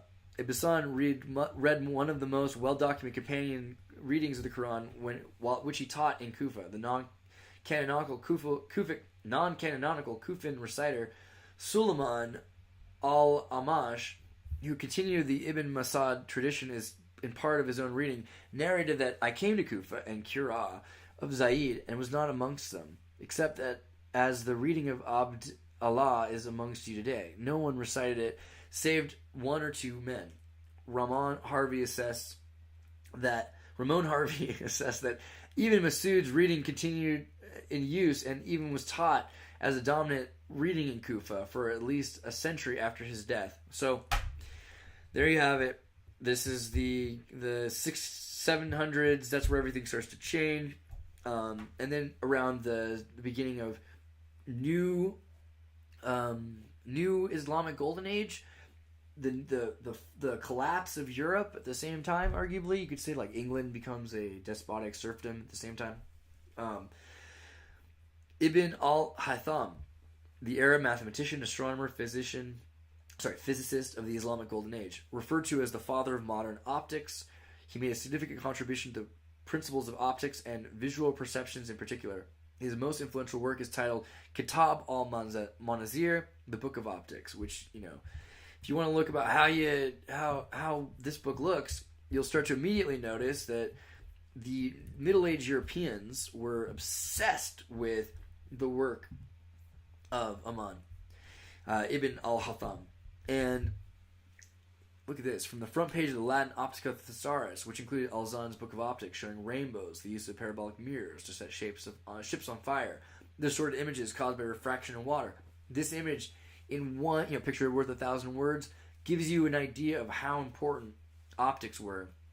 And if you just wrote the word, no one would know what it meant. So a picture like this says, hey, there's a lot more you can do with that. Also, I'm kind of getting this, I want to say Wizard of Oz, but I meant Noah's Ark vibe right there with that. So before the Book of Optics was written, two theories existed. The extra emission or emission theory was forwarded by mathematicians Euclid and Ptolemy. That's this idea of Isaac Newton's concept of corpuscles. The other idea is rays. And so today, all of this is wrong because we know that particle-wave duality theory, don't we? So that is important. But you start to learn about optics, lenses, how lenses ended up in the West. It's because they were already there, because they were being studied. And camera obscura ended up through a bazaar in Spain, ended up in Holland. That's how Vermeer started painting. Other contributions.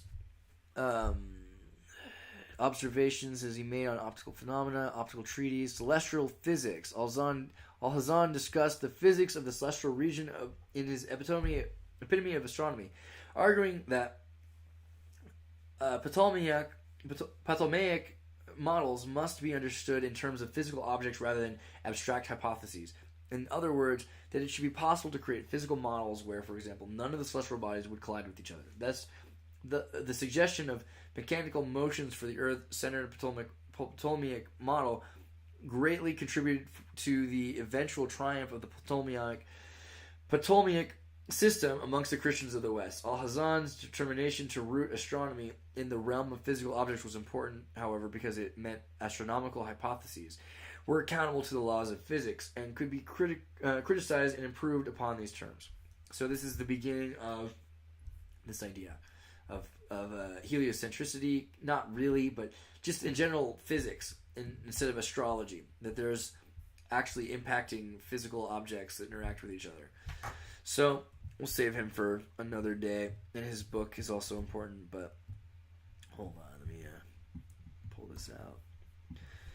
The Kufic Quran. We were looking at Kufic earlier. This is the Uthman Quran, which comes up in our videos. I think I have a video on the Quran quarantine video with Ewan Jr., and it talks about this as one of the oldest Qurans in the world. It might not be, but it is pretty much the oldest Quran in the world. And here's how it looks. Very interesting. The script is, again, in the Kufic. So we're learning a lot about Kufic. Ewan mentioned that Kufic really means cubic, and I wouldn't be I'm not sure yet. I mean, I haven't looked into it deep enough yet to see if that's too far off, but that's something he brought up. It was worth mentioning. Alchemy, something else that Ewan talked about. Alchemy, in my opinion, is it's really alchemet. It's the study of Kemet, and that's because in ancient Africa and North Africa, Ptah-hotep, they studied this science. Hermes Trismegistus, also connected to the Habir ibn Hayyan. There's a lot of different groups of mystics that were obsessed with Ptah-hotep, and then Ptah-hotep gets forgotten because they get obsessed with the new mystics. But a big thing about alchemy is this idea of natural processes to produce metals and the philosopher's stone. We can get deeper into Hellenistic Egypt. The start of Western alchemy may generally be traced to ancient and Hellenistic Egypt, where the city of Alexandria was a center of alchemical knowledge and retained its preeminence through most of the Greek and Roman periods.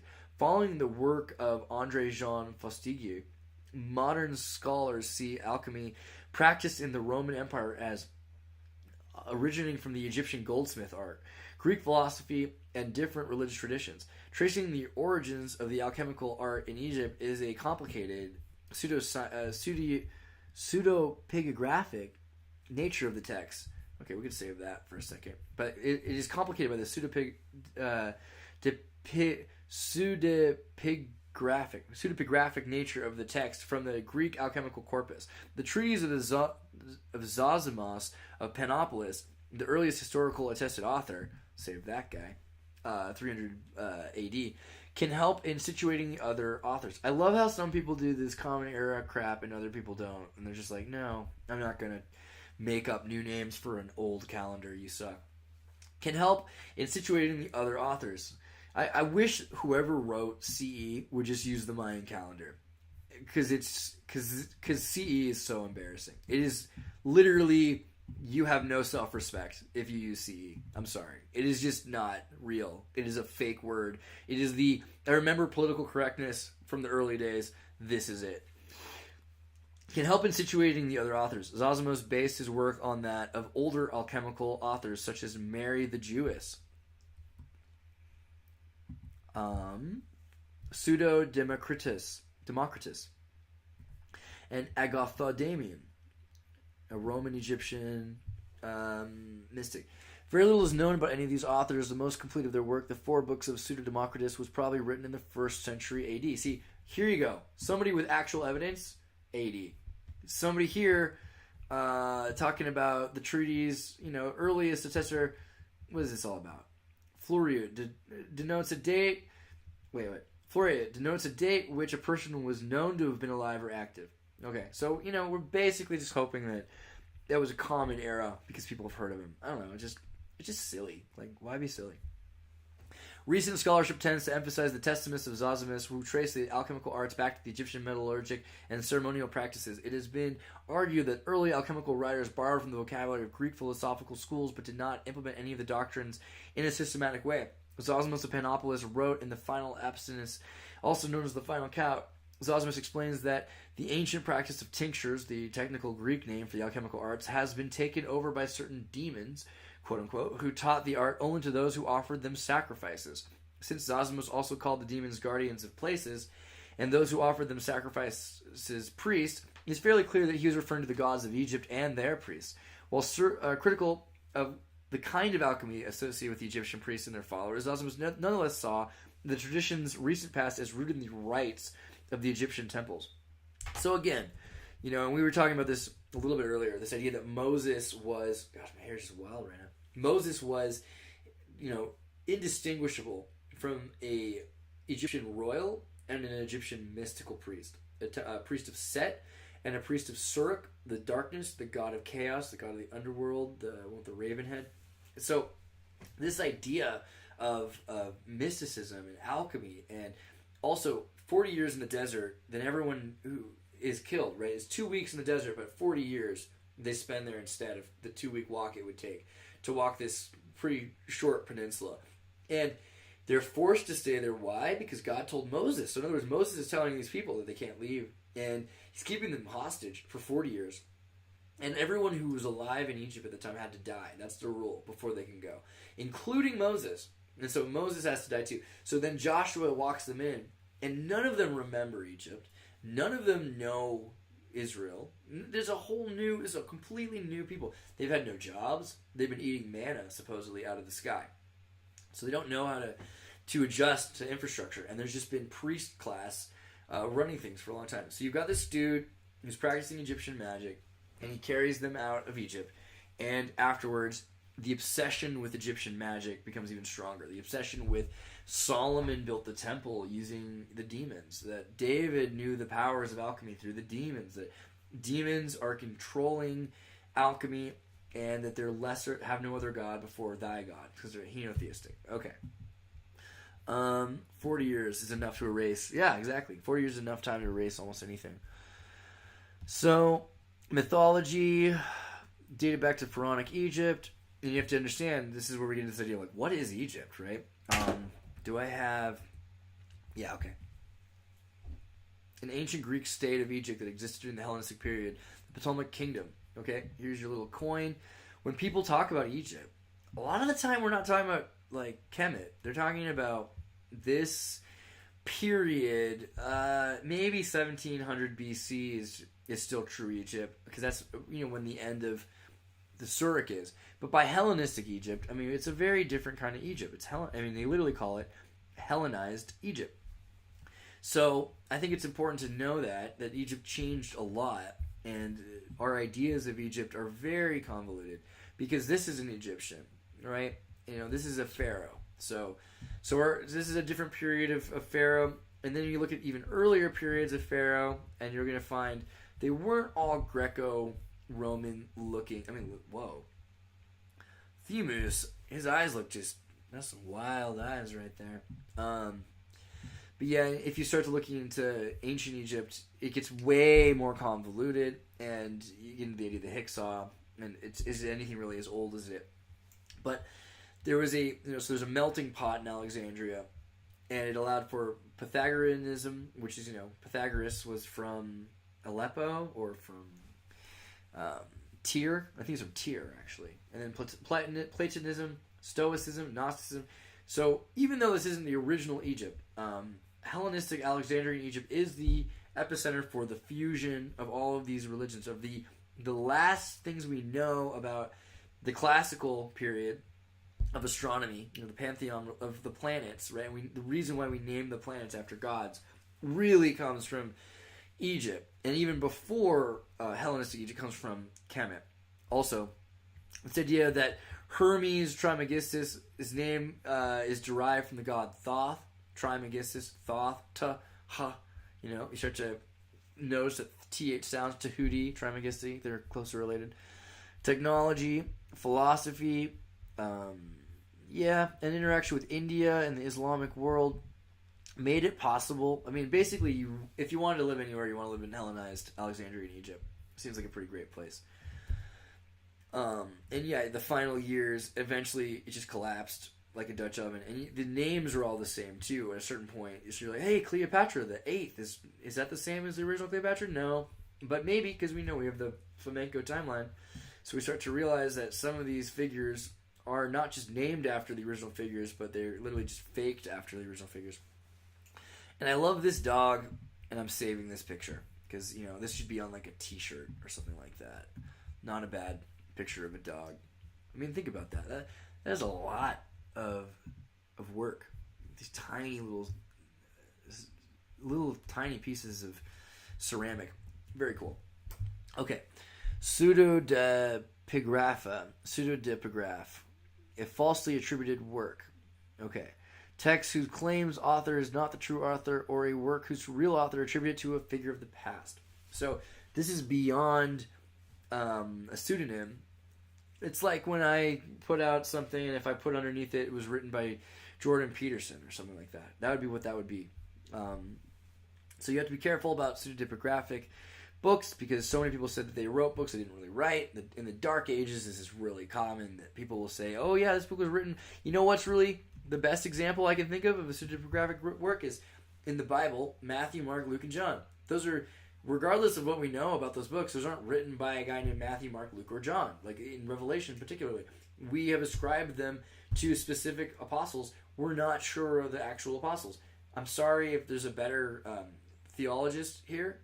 Correct me if I'm wrong, but from what I understand, these are just really great likely names, but not names that were assigned to the original documents, the Gospels themselves. So it could have been Revelation was written by John, or a different John, and people will argue with you and say, actually, we've done a lot of work, and we really, really are sure that Matthew was Matthew, or that Luke was Luke. I mean, okay, let me know if you got something better than me, because I don't have any evidence of that yet. Not to prove. I mean, I could debunk it easier than I could prove it. You know what I mean? Carl Jung and the Visions of Zosimus. This is important if you start to look into the Jung Codex. Can I find that? Yeah, if you look for Jung Codex, it is the Nag Hammadi library, and so this might be the best thing it has going for it, because you're like, hey, 1945, is this all a bunch of smack malarkey? No, well, the fact that it's referred to as the Jung Codex makes you kind of think, well, if Carl Jung was so obsessed with it, maybe there's some truth to it. I'm not the kind of guy to say that Carl Jung knew everything, but it is possible that it's a slightly more real thing. Anyway, one of Zosimus' texts is about the sequence of dreams related to alchemy and presents the proto-science as a much more religious experience. In his dream, he first comes to an altar and meets Ion, who calls himself the priest of the inner sanctuaries, and I submit myself to the unendurable torment. Ion then fights and impales Zosimus with a sword, and dismembering him in accordance with the rules of the harmony. referring to the division into 4 bodies, natures, or elements. He takes the pieces of Zosimus to the altar and burns them upon the fire of the art, till I perceive by my transformation of the body that I had become spirit. From there, Ion cries blood and horribly melts into the opposite of himself, into a mutilated anthroparion, which Carl Jung perceives as the first concept of the homunculus in alchemical literature. Zosimuth wakes up and asks himself, is this not the composition of the waters? And returns to sleep, beginning the visions again. He constantly wakes up and ponders to himself and returns to sleep during these visions, returning to the same altar. Zosimuth finds himself a man being boiled alive, yet still alive, who says to himself, the sight that you see is the entrance and the exit, and the transformation. Those who seek to obtain the art or moral perfection enter here, and become spirits by escaping from the body, which can be regarded as human distillation, just as how distilled water purifies it. Distilling the body purifies it as well. He then sees a brazen man, another homunculus. As Jung believed any man described as being metal is perceived as being homunculus, a leading man as Agathodamon, and also a homunculus, but see also Agathodamon the alchemist. Okay, so wait. A spirit of ancient Greek personified spirits, the Agathodemon. Okay, and was the Agathodemon was a late alchemist in Roman. I'll save him for later. Zosimuth also dreamed of a place of punishments where all who enter immediately burst into flames and submit themselves to an unendurable torment.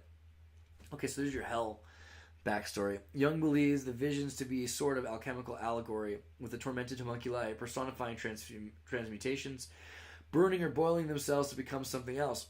The central image of the visions are the sacrificial act, which each homunculus endures. In alchemy, the diastophyte, so in other words, a two-sided version of Christ, nature is constantly emphasized. 2 principle balancing one another, acting passive. Remember earlier we talked about mysophyte or monophyte. This idea that Christ is not just man, he's also God. He can fly. But whether he feels pain, that gets confusing. 2 principles balancing one another, active and passive, masculine and feminine, which constitute the eternal cycle of birth and death. This is also illustrated in the figures of the Ouroboros, the dragon that bites its own tail. Dragon, huh? Not a snake. And whose appearance earliest in the Chrysopeia. In alchemy, the term Chrysopeia refers to the artificial production of gold, most commonly by the alleged transmutation of base metals such as lead. A related term is argyropeia. Argyropeia referring to the artificial production of silver, often by transmuting copper. Self-devouring is the same as self-destruction, but the unison of the dragon's tail and the mouth was also thought of as self-fertilization, hence the term of Tracticus Avicennae mentions the dragon slays itself, weds itself, impregnates itself. In the visions, the circular thinking applies in the sacrificial priest's identity with his victim in the idea that the homunculus into whom Ion changes devoured himself. He spewed forth his own flesh and rends himself with his own teeth. The homunculus therefore stands for the Ouroboros, which devours itself and gives birth to itself, since the homunculus represents the transformation of Ion. It follows that Ion, the Ouroboros, and the sacrificer are universally the same. Okay.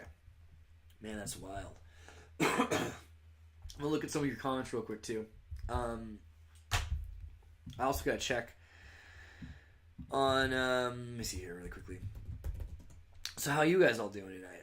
It is now 15 minutes after 10 Eastern Standard Time. Okay. Hey! Everybody, tune in to Recent Tartarians. So how long has this video been on for? 3 hours. Well, you know what? I'm kind of thinking about doing the next one Monday. So I've got a lot more tabs. I'm just going to let you see what I've got ready, which is just like boom, boom, boom, boom, boom. Actually, these are just the ones we were talking about. But then you get into like Zoroastrianism, Iranian religions.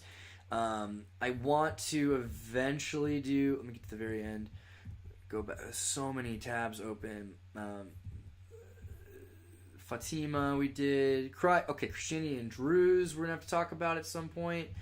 And Kurdification, Yazidism. This is one. I'm going to just let you know the word. Ashikism. This is something that you guys are going to want to learn about.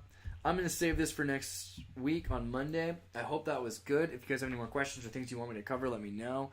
Go to Xirtus.com, go to Andreas.me, go to TartaryNova.com, go to the Discord, the Element, the Riot Chat, the Matrix server, etc. Go to Facebook, Advanced Philosophy Memes. If you go to Andreas.me, you can click on links to those groups.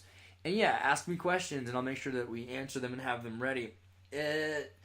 Monad Overtake asked, have you ever read the Iranian Leviathan by Rezi Jorjani? I have not read it. I've heard of it. I have it actually on one of the things to look up. So that's something important. I will be happy to hear more if you have any information about it. I will look into it.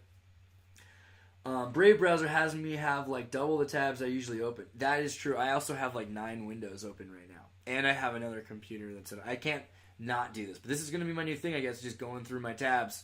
And I was going to go through all of them, but that would be like literally 6 hours to go through one of my windows of tabs. So, sorry. But it'll be good. I hope you guys enjoyed it. Please share this video and help me get this out there, because I'm going to start doing this more regularly, and I think that this is probably the most valuable thing we can do. The main thing I like is having a bunch of people watch the video and have questions. Then we can... It's like a study group. So we're looking through history and we're finding out a lot of things. There's going to be people that are from all sides of this, and they're going to say, you're wrong about that. And so I look forward to that. Let me know if you've got anything else you want me to look up. And yeah, thanks a lot, guys. It was a pleasure.